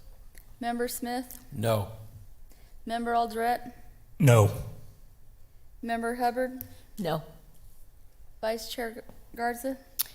We're getting a lot of flack for voting no on social media these days, but I think Garrett made a very valid discussion point here, and I hope that the folks, the computer keyboard warriors out there, will understand that from that viewpoint. So I'm definitely a no. I mean, I think I'm all for revitalizing the downtown, and everybody heard that when we revisited the Florence Boulevard project. So yes, I'm a no. Okay, so you're no. Okay. All right. And Chairman Benedict? Yeah. So, I think my perspective on this is, I'm very much, in favor of the goals here. I think there's a pretty good chunk of land there to be able to address it. So my vote is yes. I guess the motion fails. Okay, so with that in mind, is the zone change, is that still an action we take? Yes, we should still send a recommendation on the. Okay, So, Chair, I'd like to make a motion. I love it. I'd like to make a motion forward a recommendation of approval to City Council for a zone change request from I-1 Garden and Light Industrial to I-2 General Industrial, DSA 26-00044, with the following conditions of record. Second. Thank you. Got a motion and a second. Any more discussion on the motion? Seeing none, please call the roll. Member Ibrahim? Aye. Member Clegg? Yes. Member Smith? No. Member Aldrete? No. Member Hubbard? No. Vice Chair Garza? No. Chairman Benedict? Yes. All right. The motion fails. So, I'm gonna take a break before we have our next thing is a presentation from staff. We'll take a 5-minute break, or 10, whatever.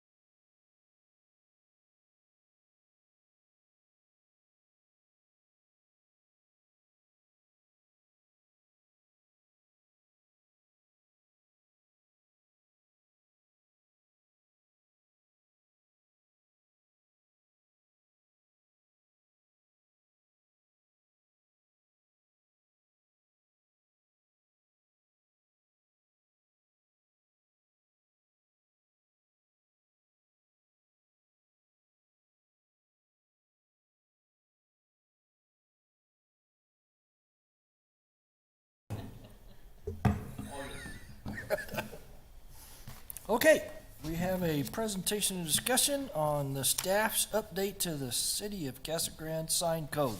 Jim, talk to us. All right, good evening, members of Planning Commission. So this has been a long time in the making. I think I remember about 4 years or so ago, I was tasked with updating the sign code, and Jacqueline's in my ear saying longer than that. So as time has progressed and there's been more and more sign code questions and different complications that have been brought to our attention, the time is now.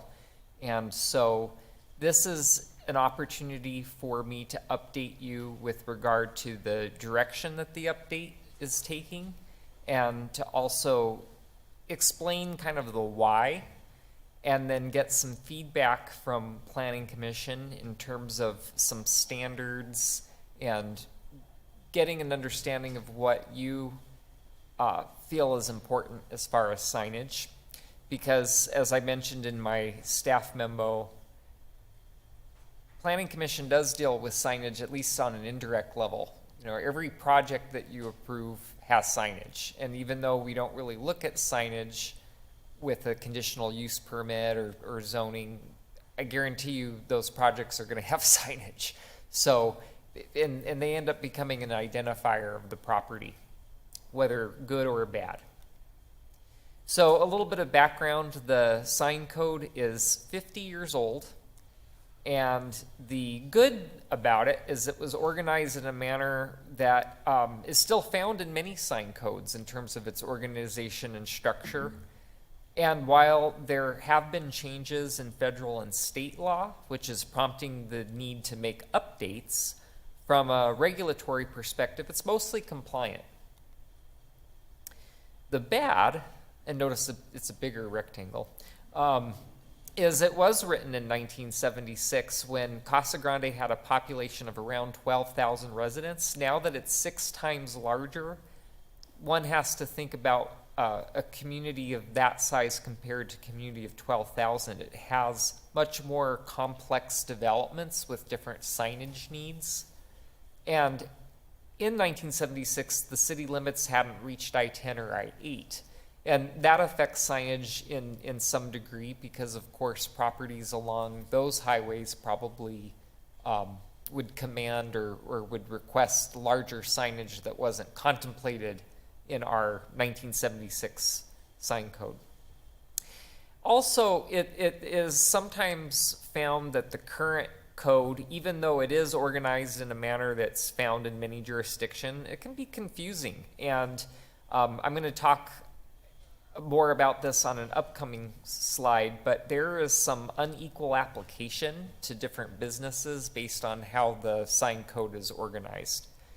And it does have some limitations to it, such as what catches a lot of commercial businesses by surprise is signage is only allowed on elevations that front a street. So it's technically not allowed on elevations that are perpendicular to a street, which is a little bit interesting. And you'll find lots of contradictions to that throughout town. But if you think about it, if you're driving along Florence Boulevard, what sign is catching your eye? The sign that's parallel to the street, maybe as you're passing by it, or is it on the building elevation that's perpendicular to the street? Because that's technically where your eyes are looking. So that's why I say it's kind of frustrating. But in terms of the good, the bad, and the opportunity, is we do now have the opportunity to revise the sign code to address the growing community and respond to the evolving methods of advertising. You know, in some regard, signage does command to be different. It doesn't always necessarily need to be larger, just because we also have mobile devices that guide people. There's a lot of events that are posted on social media, so people are already aware of the where. But signage is still important to get people where they need to be and to promote an idea. And with this opportunity to update the sign code, we'll add compliancy with state and federal law. And the goal is to simplify the procedures and processes to make it user-friendly. And also an opportunity to take kind of a fresh perspective on how we look at signage, and whether its needs can be looked at differently for a property other than just how it's zoned. Because currently our zoning code is structured in a way that it's by zone district. So I did touch upon this, but one of the objectives of the update to the sign code is it will be responding to federal and state laws. As a result of a Supreme Court ruling, sign codes must regulate from a content-neutral position to be in compliance with the First Amendment. And basically what that means is message displayed on a sign cannot be a factor on whether the sign is permitted. So if you notice on the graphic there, I say private sign do not read. It's kind of interesting because you technically shouldn't have to look at the message on the sign to determine whether the sign is permitted. It should just be based on size of the sign, number, style, placement, and in certain cases you can limit its duration. Basically what many sign codes do and what's being proposed is to have a section that deals with temporary signage. Our current sign code has that. And a section for permanent signage. And the big distinction between that is, of course, duration, and in many cases what literally requires a permit. If there's going to be a certain event and the sign code sets parameters for what's allowed for that particular frame of time, there doesn't necessarily need to be a permit for it. But understanding if that sign's there 6 years later, it's in violation of the temporary aspect of the sign code. And then also the goal is to update the code to speak to or address Arizona revised statutes. There's specific state law language regarding sign walkers as well as election signs. The ARS prohibits municipalities from removing election signs within the right-of-way during certain times associated with elections. So there's lots of reason to revise the sign code as written. So I'm going to give you just a quick lesson. I promise I'll be as brief as possible, but everyone knows, of course, what a sign is. We drive by them all the time, but we don't really think about how many different kinds of signs there are, and we all need to be thinking about that, because if we are trying to write our code in a way that is compliant with Supreme Court's ruling of content neutrality, we're not really looking at the messaging so much as we're looking at the sign type. So just a quick overview is there's basically freestanding signage or otherwise detached, and then there's attached signage or otherwise mounted to something like a wall. And so in terms of freestanding signage, oftentimes you'll hear the term pylon sign. I think if you polled people and asked them what is a pylon sign, you might get a wide variety of definitions. And that was an unintended pun when I said poll, because essentially that is how I would define a pylon sign, is it's signage atop a pole, like you see in these images. But then you also have billboards, and I guess you could argue that billboards are pylons, but not all pylons are billboards. Because billboards, although when you close your eyes and you can picture a billboard, it really speaks to off-premise messaging. Usually it's advertising for something that could be hundreds of miles away. Go to Buc-ee's. It doesn't have to be on that property. It's a billboard message. And then there's monument signage. And here's just some different examples of monument-style signage throughout town. And of course, that's usually something lower to the ground and it has a solid base. There may be poles, like take the AutoZone sign. I bet you there are poles there, but it's shrouded by that block encasement. So it makes it, by screening measures, a monument sign. And then curiously, as I look at the promenade sign, you know, I personally would consider that a monument, even though it's a tall monument sign, but maybe it's a pylon because it doesn't have a solid base. I mean, there is that gap between the two columns, but it's so much more stately. We can, of course, define pylon versus monument, but this is just something to illustrate that sometimes determining signs can be a challenge because it can be kind of subjective. I mean, does it look good or does it not? And so, of course, we do have to put objectivity in the sign code, but I just want to kind of highlight the challenge of that. And then the picture doesn't do it justice, but the signage for Chase Bank is very unique because it's tall-ish, as many pylon signs might be tall, but I actually would also constitute this as a monument because it doesn't get wider at the top. It's very uniform in its size and dimension. And then there's framed signs or signs that are attached on posts. And so, you know, typically that's real estate signage, A-frame signage. You might have, different types of real estate signage where it's not on a T-frame. It's mounted with two poles. And then you have banners, but they're detached, reliant upon rebar or poles. And then you have these, on the right, you have what we call bandit signs.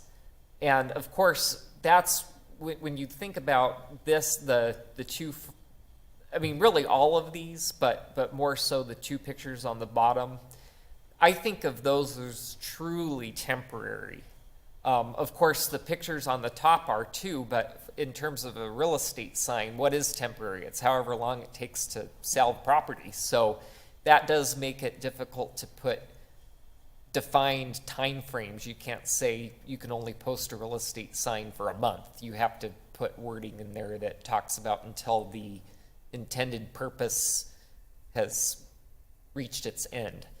But the bandit signs are clearly temporary and not intended for a long period. And in many cases in these pictures, they're not necessarily even allowed, but they pop up. And so I just want to give you kind of an idea of all the different signs out there that we're looking at. But then I do want to mention also the photo on the left. It's considered a directional sign. Usually they're lower to the ground. Our current sign code allows them as long as they're not greater than 6 square feet. So that's just something to point out, that as you drive around and start looking at all these signs as I have, you'll be like, that's a directional sign there. There's a bandit sign. And then regarding mounted and attached signage, I'm not there yet. You also have flags and pennants, and that tends to be a real pain. A lot of people comment on all the pennant signage. Other times they're known as feather banners, popsicle signs. They go by all kinds of different names, but that pops up all over. And of course that too, in a sense, is a freestanding sign. It's not attached to anything. Now I'm ready for the attached category. So you have your wall-mounted or permanent signage. So like at the Safeway Shopping Center, that's a great example of where they are pan-channel lettering for the most part. By that, each letter is kind of its own sign. You also have, not really clearly pictured here, but cabinet signage. So like at the Rent-A-Center sign where it says RAC, that's probably a cabinet, but then the rest of the signage are individual letters.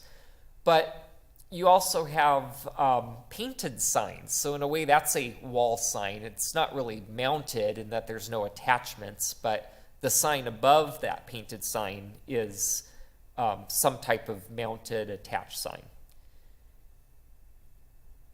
You also have attached banners. So again, this is an interesting conversation because here's different examples of things attached, like at the rallies. I don't know if that's technically a banner sign, but it's a sign attached to their pylon sign, so it's a sign upon a sign. You have the two pictures on the bottom, though. I want to mention that, our current sign code would actually allow that to be permanent.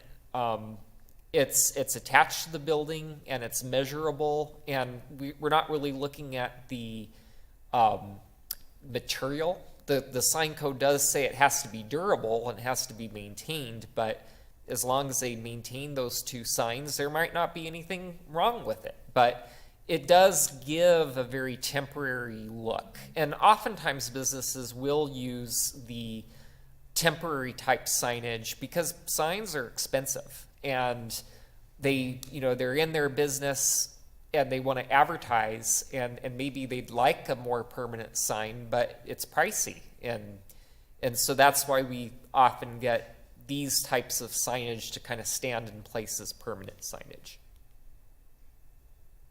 And then you have window signage, which is also a form of wall signage. What's interesting about this picture is on the left you have just simply posters that are attached to the glass. And then on the right you have kind of something that's more decaled or stenciled. And then the light poles blocking it, but you have things like open signs. So just all kinds of different examples of window signage. But then you have window signage, like in the top right corner, that signage is covering the entire window. And that's not really the intent of our current sign code. You're only supposed to have 25% of your window be signed. And so the same is true in the example on the bottom left. Whole panes of windows are being blocked. And kind of the reason why that matters in a way, some people might be thinking, well, what's the big deal, James? Take a chill. But the problem is that's all advertising content on the facade of the building, and it's messaging. And so if we're saying each business should get so much width of messaging, well, are they kind of doubling down by then also blocking out all their windows with messaging? So it's just something to think about. And this is another great example of where they have a nice pan channel sign, but then a banner next to it. And then just the question is, how long is that banner going to be there? And do you not already know what that business sells? How much does that banner really move the needle? But that's a different conversation. And then we have fence-mounted signage. So it's attached, but it's not necessarily attached to a wall per se. What's interesting about the bottom left picture is, again, I would say that's truly temporary. It's probably just to promote that they have a deal going with rent. But then you have the sign on the bottom right, and that's obviously intended to be permanent. And so then the question is okay, it's attached signage, but it's on the fence along the right-of-way, so is that also kind of serving as a detached sign? So it really depends on how these things get defined. And then you have the two pictures up top. You have often signage associated with construction projects, advertising for the contractor or coming soon. And then, of course, what I circled on the top right, I don't know what it says, but we're not really supposed to read it anyway. But you can tell that that's clearly kind of designed to be more of a temporary type fence-mounted sign with a nice banner signs there on the bottom, or bandit signs, right by the corner of that street. So what I want to talk about is that if you look at the Casa Grande zoning map, nearly 50 years ago, 51 years ago, the city, like I mentioned, was much smaller. The city limits, it didn't really go much east past Colorado, which is interesting to think. And now when you look at the city limits, you know, there's areas far and wide beyond that. And I'm talking about the zoning maps here. If you look at the 1975 zoning map, I don't know how many zone districts you can make out. Like I see the urban ranch and I see some I-1 and R1.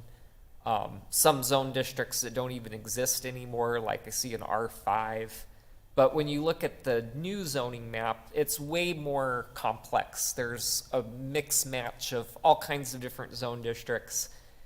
And so naturally our sign code is structured by zoning category.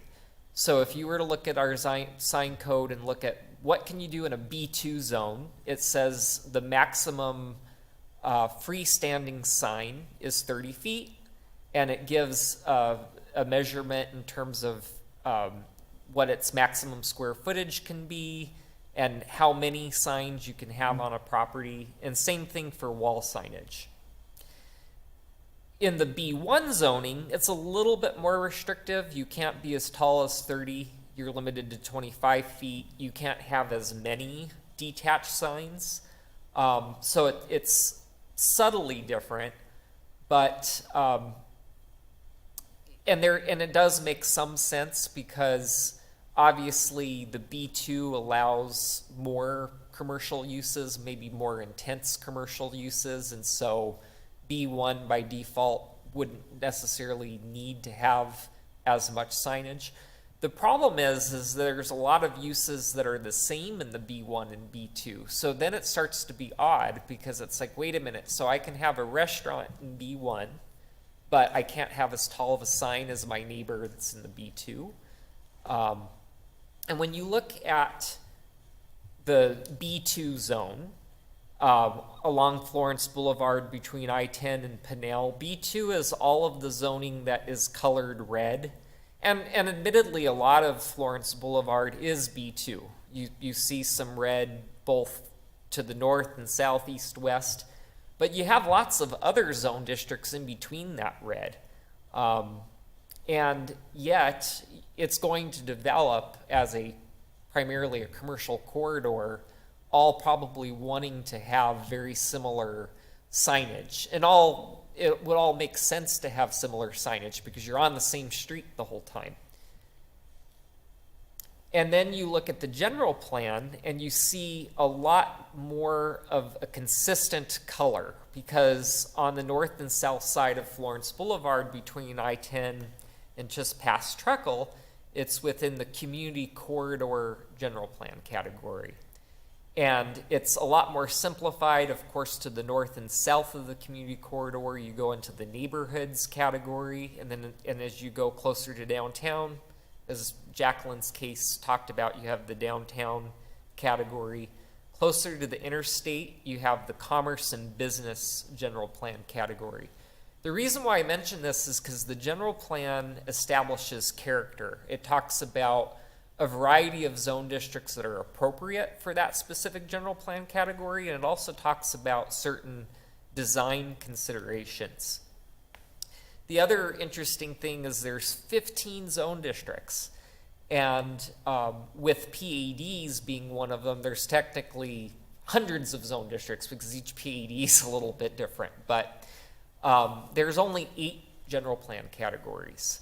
And so there is a little bit of a simplification. And what I'm getting at is the sign code that is currently being drafted puts more emphasis on the general plan category the property is in and not as much emphasis on the zone district.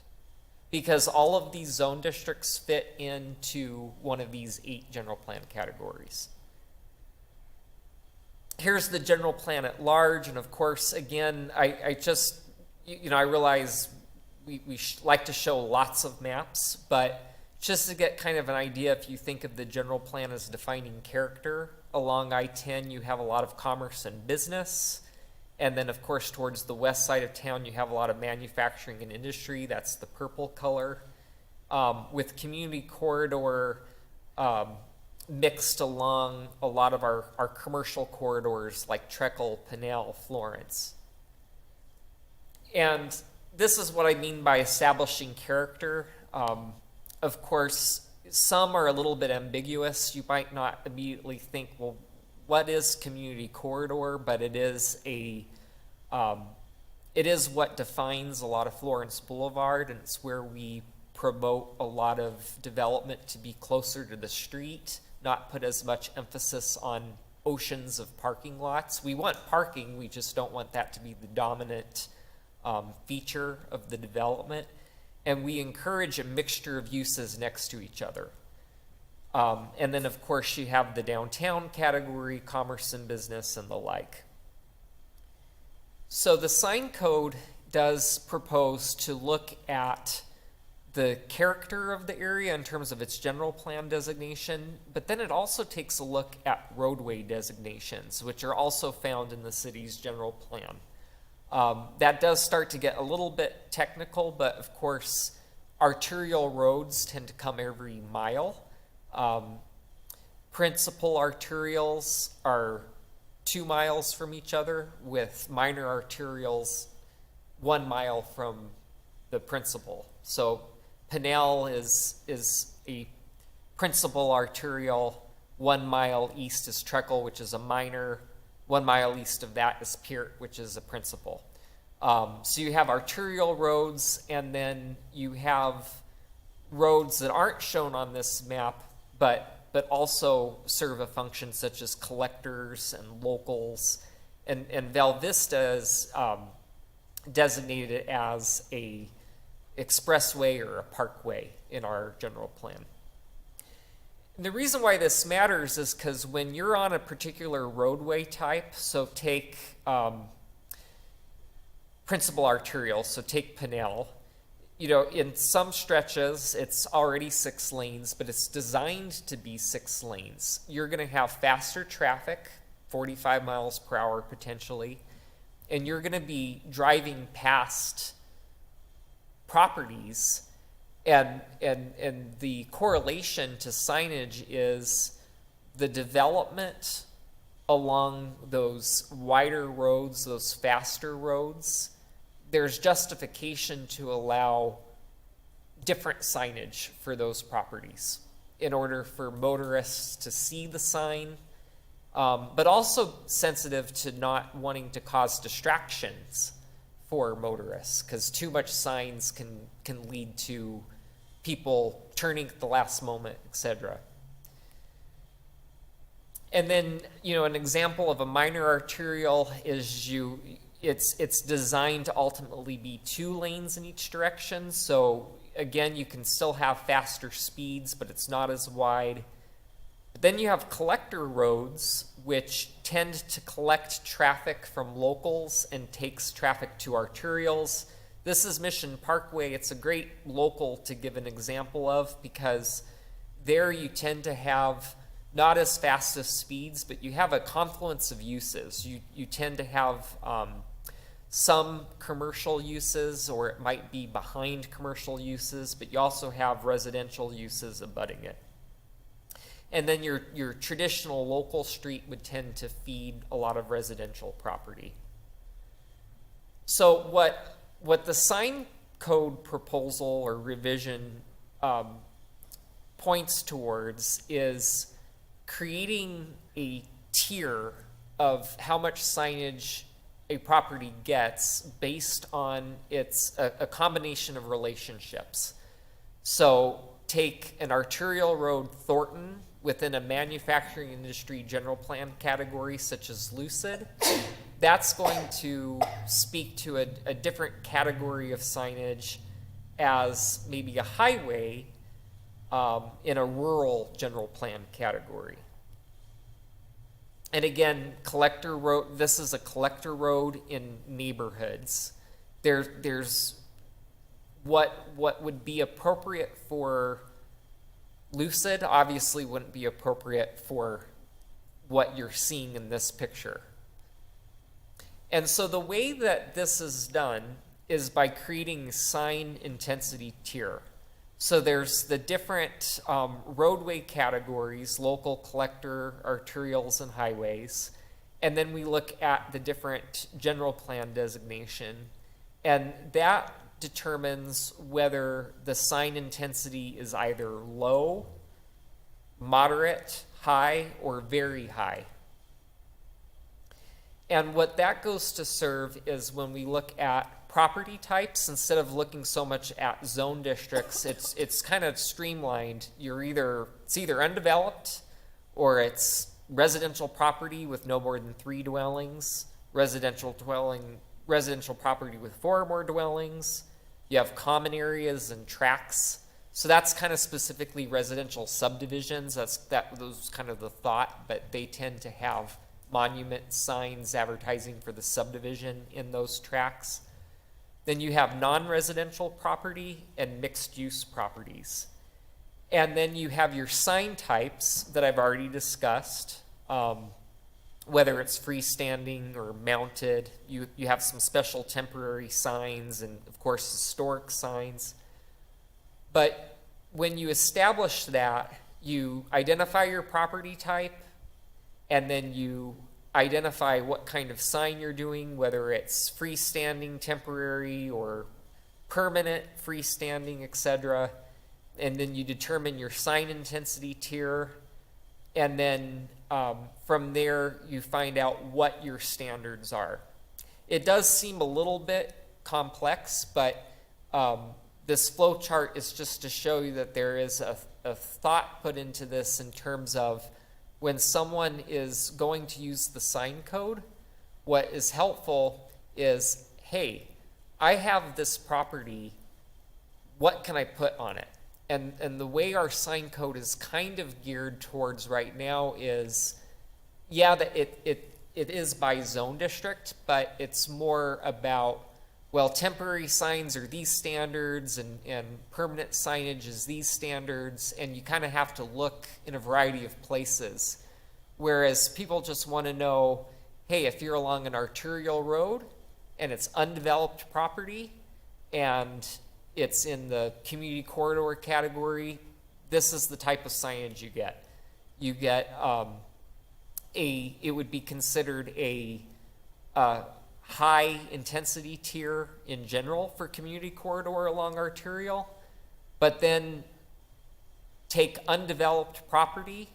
The only sign type allowed for undeveloped property is a temporary freestanding sign, and then it sets forth for low tier, you get 6 square feet of signage. If you fall in the moderate tier, you get 16.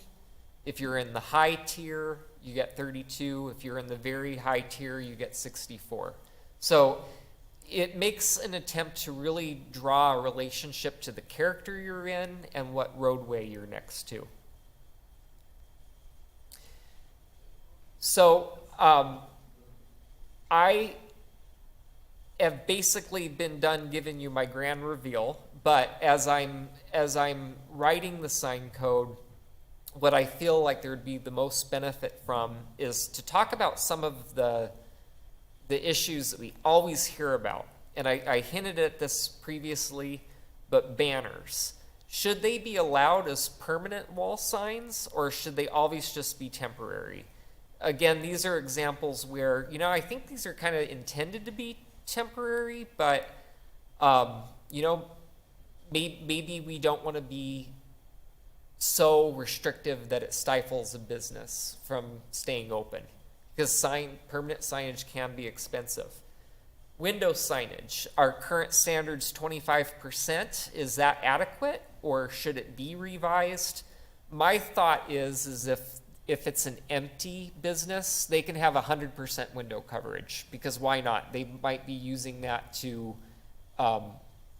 advertise for, we need someone to rent this space out. But otherwise, I would not advocate for full blacking out of windows with copy on it. Feather signs, do we limit it to just periodic promotions, or would it be reasonable to allow a limited number of these popsicle signs or feather signs, whatever you want to call it. And then A-frame signage. You know, it makes sense to allow each business to have an A-frame sign during their business hours. Makes total sense. But, you know, the question is if you have a property with 14 tenants and you're like, yeah, each of you can have an A-frame sign, you know, at some point, does that become too much? Or am I overthinking? Because maybe that problem just kind of works itself out. And then what would be, you know, I am proposing heights and standards, so it's not like I have a really big question mark about a lot of these, but it would be good to get some dialogue on, as I'm looking at, okay, in the community corridor category, which is mostly Florence Boulevard, what would be kind of the reasonable maximum height for a freestanding sign? You know, there's a lot of examples of signage that are not very tall, like Dunkin' Donuts and Walmart. I mean, it's probably 10 feet. But we have other examples of freestanding signs along Florence that are 15, and you know, in some cases they look fine. So do we want to put a definitive max, like no taller than 15, or should we do something more restrictive or something else? And then the other thing that we're going to be talking about is electronic message center signs. Those have gained in popularity. Currently, we allow electronic message signs, but they can't be animated.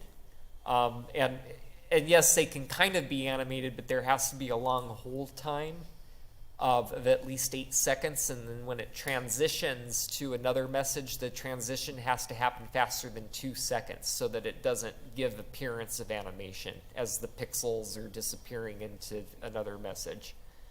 And billboards. We often get asked, hey, you know, I have property along I-10. I can't sell it for anything, but I can rent it for a billboard company. And you know, it's interesting because billboards don't necessarily have to be like the billboard you see on the bottom left picture. We could put standards to where it looks truly more like a monument sign. I mean, no one will probably want to build it, but I mean, if it's worth it to them to promote something alongside the interstate, you could ask for design standards for something that's more stately in appearance. And again, I just want to circle back that the overall goals is to be business friendly. We don't want to create a sign code that creates the idea that we want to hurt businesses. This is intended mainly to even the playing fields in a lot of respects so that one business doesn't get an absurd amount of signage legally following the sign code while another very similar business is just kind of hosed. Especially if they're next to each other. And then also, you know, of course, the goal is to not create unsightliness, excess clutter. As you drive around town, and now that we've talked about signs, you're going to see signs everywhere. So just, and maybe that's not bad, but it does create a kind of a cluttering appearance. Kind of looks like my office desk, actually. So that concludes my presentation, but I'd be happy to, you know, discuss with you some thoughts and questions that you have. I have a few questions. Yeah. A lot of visuals, good visuals though. Did you consider or look at any other cities in Arizona, their signed ordinances? If yeah, okay. Which ones appeal to you or totally? So I have been looking at Chandler and Gilbert's, and then also Sierra Vista's, and they're all there's elements to Chandler and Gilbert that are very similar. Mm-hmm. What I've noticed about those two is it is very complex. There's lots of I know my intensity tier chart might seem kind of like, whoa, okay, but in Chandler and Gilbert's sign code, it's even more complex. It's very, very detailed, and maybe for good reason, but they just want to make sure all the bases are covered. They have a very specific definition for every single type of sign, whereas my thought is maybe we don't have to define every type of temporary sign. We can give an idea, like you have frame signs, but we don't have to say, well, there's A-frame, T-frame, J-frame. You know, I'm being a little sarcastic, but they have lots of little subcategories. Sure. I did look at both of those. Where I think there's some benefit is they've already done it, and so we can learn from that, especially for the tricky elements where it's like, well, how do we regulate that? For a good example is it specifically exempts holiday signage. I mean, of course, people can have Christmas decorations, but there you have to kind of tread carefully, because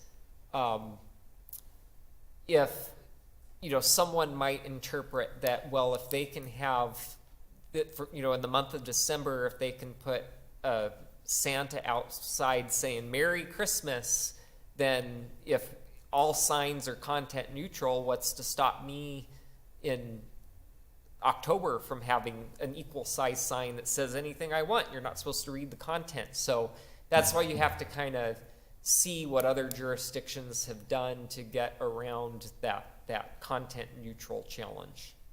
Did you consider Scottsdale's, or is it too restrictive? I've glanced at it, but I have no problem looking at it to see, because they do have a very nice uniformed sign palette there. It's one of the most restrictive in the country. And I recall when they actually launched it, and they basically said from here going forward, you had to fit into their ordinance. And it's sort of a combination of an older city and modern parts of a city, similar to Gilbert. So when you're putting the, I guess, are you changing definitions for signs, or adding definitions or anything like that? Yes. Are you using the Planner's Dictionary for that? Yeah. Okay. Because I know they have the and ton other there. and other jurisdictions. Okay. Yeah.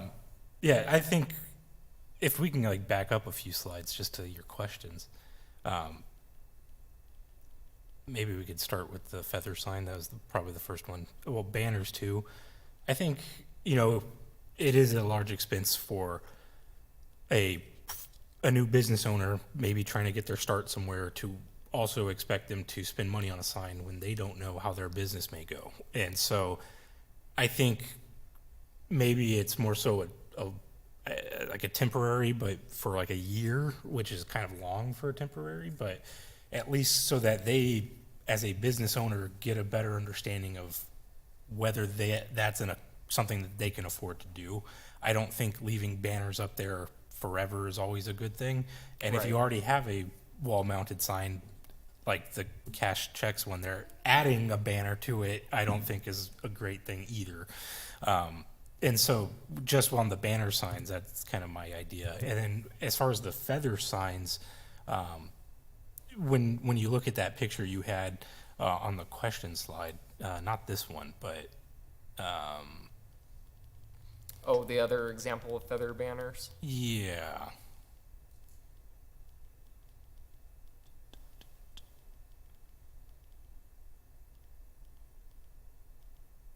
So, like that one on the left there, it's tearing, it's faded, it doesn't look good. That's something that should be gone. And, greater, I know no jurisdiction really does proactive code enforcement because it's expensive to have people go do all that. But, if there is one thing to be proactive about is making sure that if we do allow feather signs, that if they ever get to a state like that, that it is documented in some way and that property owner knows what they need to do. And so that's one thing, I'm fine with them. I think they help advertise different things as far as seasonal promotions and all that. It's just, if you leave them out there all year and they start tearing and fading and they look bad, then we need to tell you to remove it. And so that's kind of where I'm at on the feather signs. And then the last one, the electronic messaging signs. The only thing with electronic messaging signs is the brightness of them at times. I remember I turned onto Florence over here on Treckle, right from Treckle on Florence, and a new sign had been put up that was electronic. And it was so bright because it was 9 o'clock at night, and I was just kind of like, how did this even get approved? And, it has definitely not been as bright since, so maybe it was not done right. I don't know. But, something like that. And I think there's a way that the city of Tucson does it, is that they only allow you to have a black background for your electronic messaging signs. So you can't do a white background with red lettering or something like that. It has to be black. And so that's where I think adopting something like that with electronic messaging signs at least brings down the brightness of it, because one, that's bad for drivers, but also nighttime light pollution. I wish we were more dark sky. I get why we're not with the amount of industrial we have around here, and people also just like to have lighted roads. But, and we're very close to Phoenix, and you can just see the lights when you look out that way. So, yeah. And so, I wish we were a little bit more dark sky compliant in that regard, but it is what it is, and we're at where we're at. As long as, going forward with the electronic messaging sides, we can try to regulate that brightness in some way, the intensity of it. That's just my opinion on those. And then billboards, I would much rather not see a pylon. I'd rather see a monument, kind of, that you were discussing, standards for that.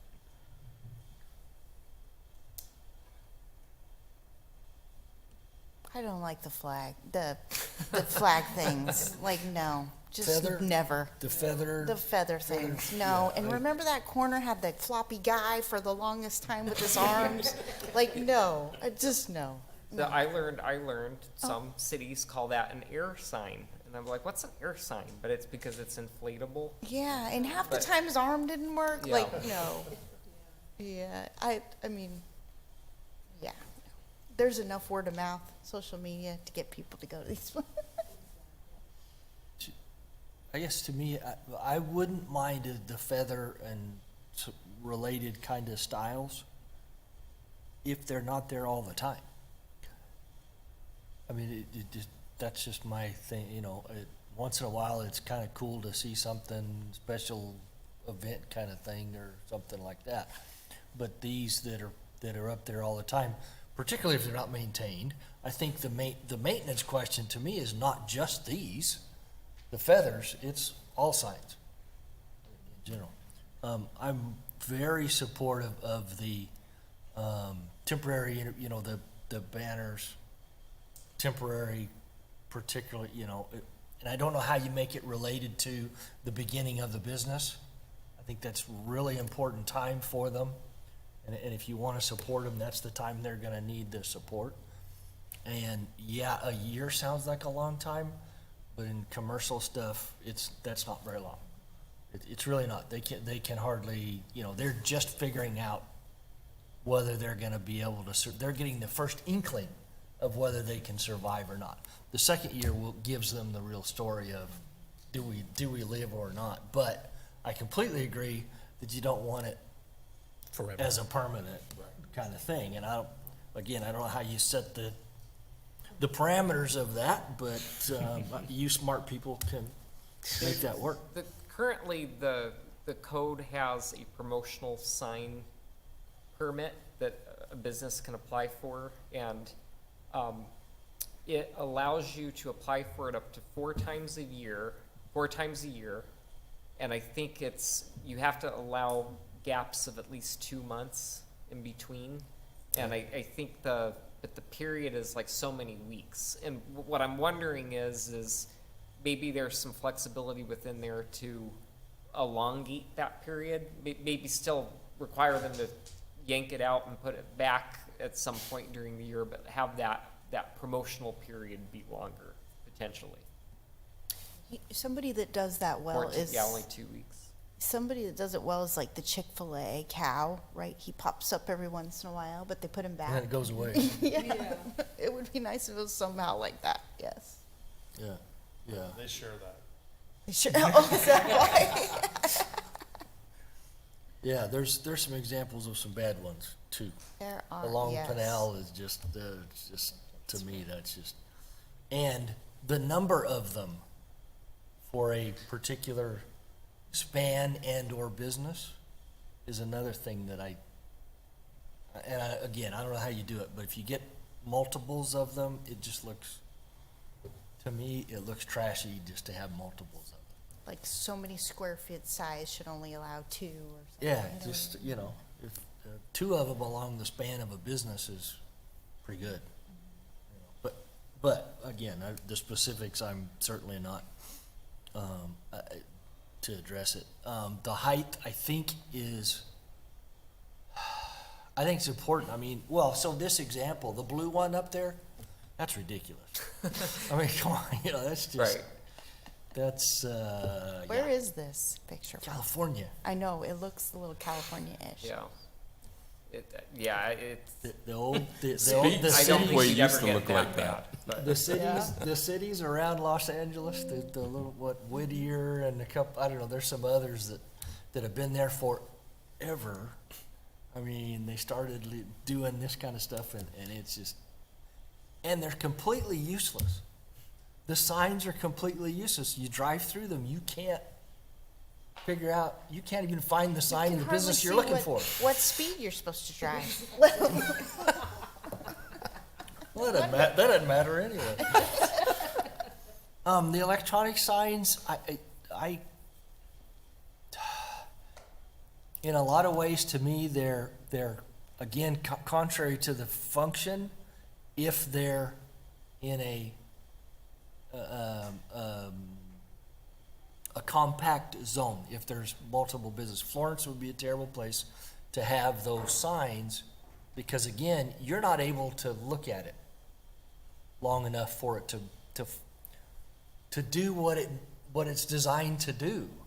It's designed to get your attention and hold it for more than 2 seconds, to hold your attention. Out on the freeways, I'm much more amenable to along freeways where they and you'd have to have them. They have to be big enough to be effective. Again, they have to be big enough so that you're seeing it long enough. Yep. But I think it really bothers me to have them in town, along Florence, along those. It just, to me, it's.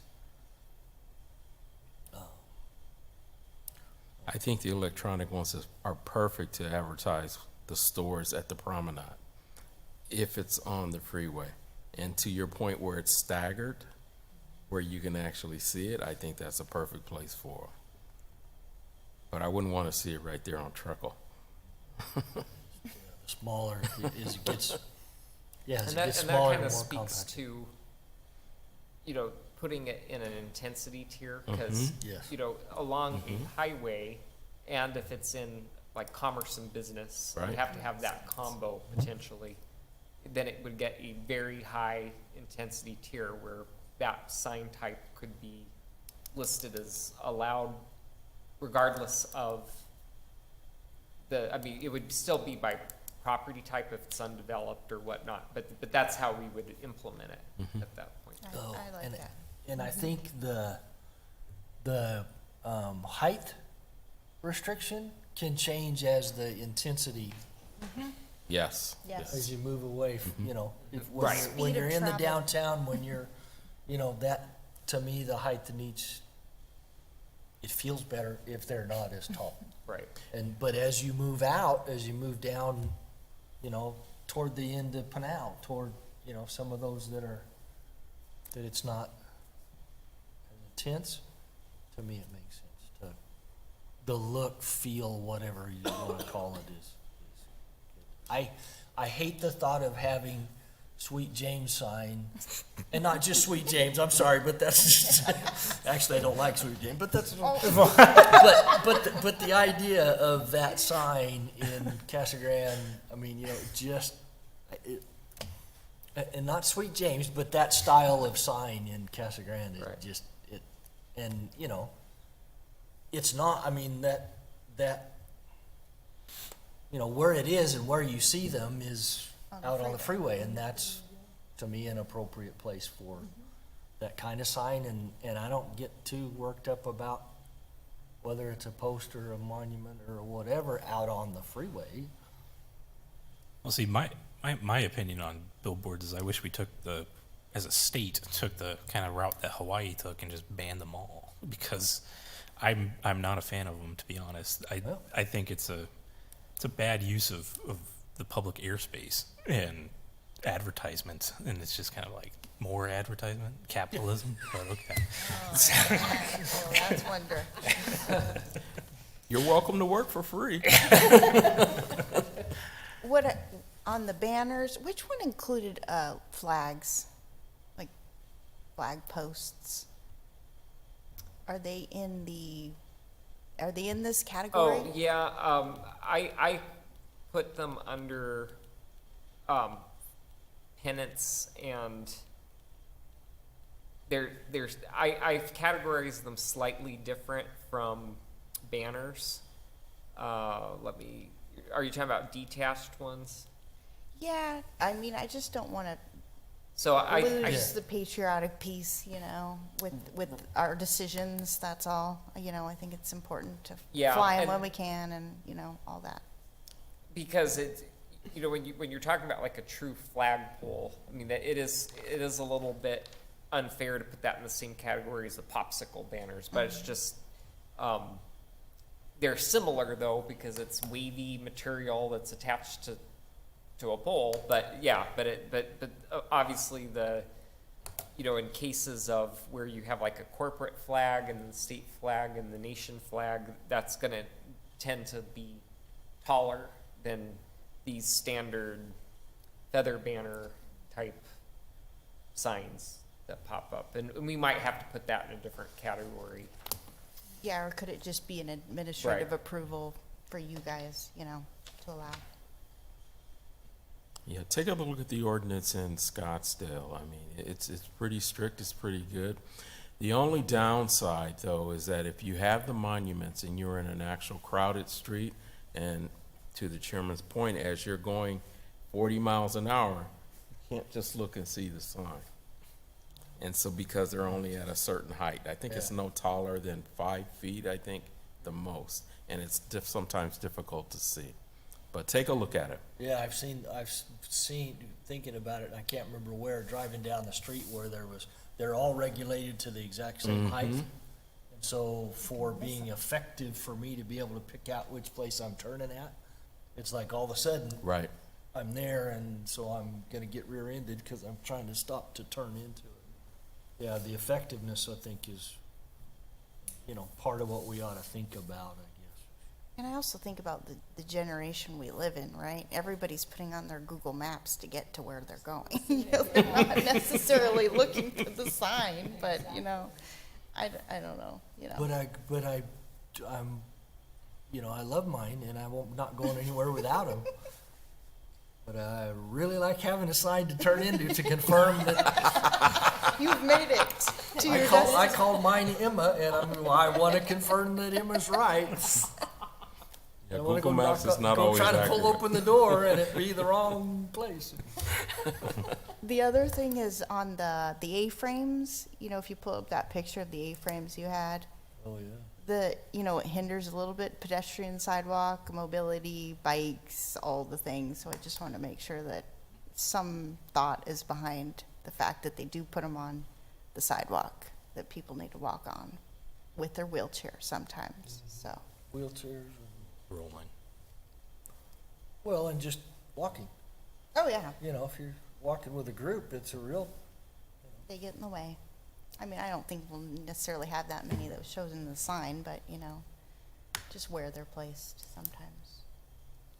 And since I know we've kind of thrown a lot of things out as to what might be incorporated, how would this affect something like this, the neon sign park? Like, Is that collection of signs on a property a use? Are they signs? Because it's being used kind of like a, Well, we have a current ordinance that actually allows for signs to be designated as historic.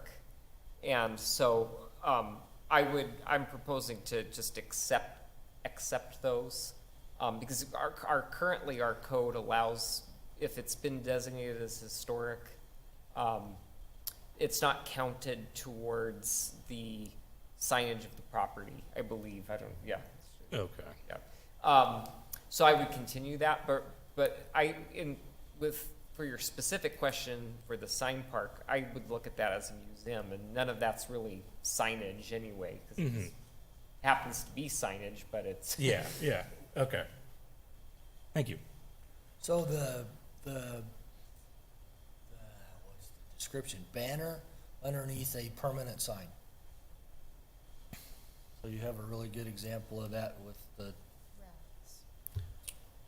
what's that? I think it was the rally sign. Or the next gear one there. Yeah, and there, yeah, and the lone shark place, oh, sorry, that's bad. The Lone Spot place down there, and they've got a very nice permanent sign, you know, the case sign, and then they have a banner underneath it. And again, to my mind, well, I don't particularly like it there, I don't particularly, to me, that bothers me having it right there. I'd rather that they put it out, you know, like the feather thing for that limited amount of time, and then, right? And again, you experts, how you phrase that so that, you know, I want them to be able to have a banner for their main sign till they get themselves established. Once they have a permanent sign, No more banners. I don't like having a banner hanging underneath it is all it is. But in the case of, let's say, a Walgreens, and you're offering free shots for that day, and you want to put it up for that week or during flu season, it helps with elderly people, especially when they're not electronically savvy. And to me, that's great if it's gonna come down, the same rule that I would propose for the feathers. It's gotta come down at a certain point. I think they could put it someplace besides all the way up there, but again, I'll let the experts figure that out. My opinion, one man's opinion. Well, you throwing enough stuff at you? I think so. I'm sure we could make some more stuff up. And 2 years from now, when I'm back with the sign code. It was a great presentation. You know, in terms of the time frame, we are trying to be aggressive with it. You know, we're doing a study session with council on May 18th. It'll be very similar to this presentation. So the goal is to have something back in front of you within the next couple of months where it's actually been drafted to its fullness. And it's going to evolve quite a bit because we'll probably have an arm of it where we reach out to stakeholders externally, et cetera. Because it is, I mean, we also want to hear about the users of these signs concerns. But like I say, it does get complicated because everyone wants a sign and should have one, but then if everyone has three, then no one really has one because no one can see any of the signs, so it creates a problem. And it degrades our community if you've got.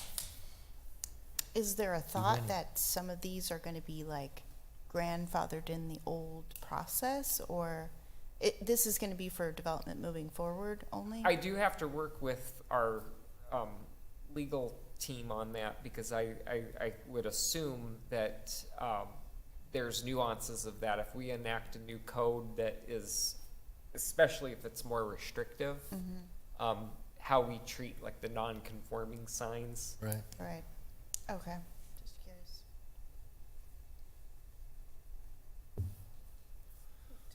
Okay.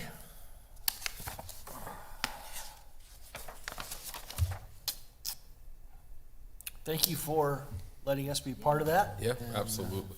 yeah, we appreciate that, and hope everything we presented is helpful. Director, anything, reports, discussion? Real quickly, Mr. Chairman, just a few projects of significance. The Gorman Apartments near downtown, where the permits have been issued for that, and they have secured their funding, so that project is moving forward. Cool. The Valago PAD on the southwest corner of Pinal and McCartney, that passed City Council. The Your Urban Ranch to PAD rezoning near Interstate 10, that did pass City Council, but they did remove all multifamily from that, and they also removed data centers as a use from that PAD. And then McCartney Ranch, which is on the southeast corner of McCartney and Pinal with a new Walmart. You did forward recommendation of approval to City Council. They're going to hear that at their May 18th meeting, but there is also some changes to that, to the multifamily residential. They're removing some of it and moving some of it.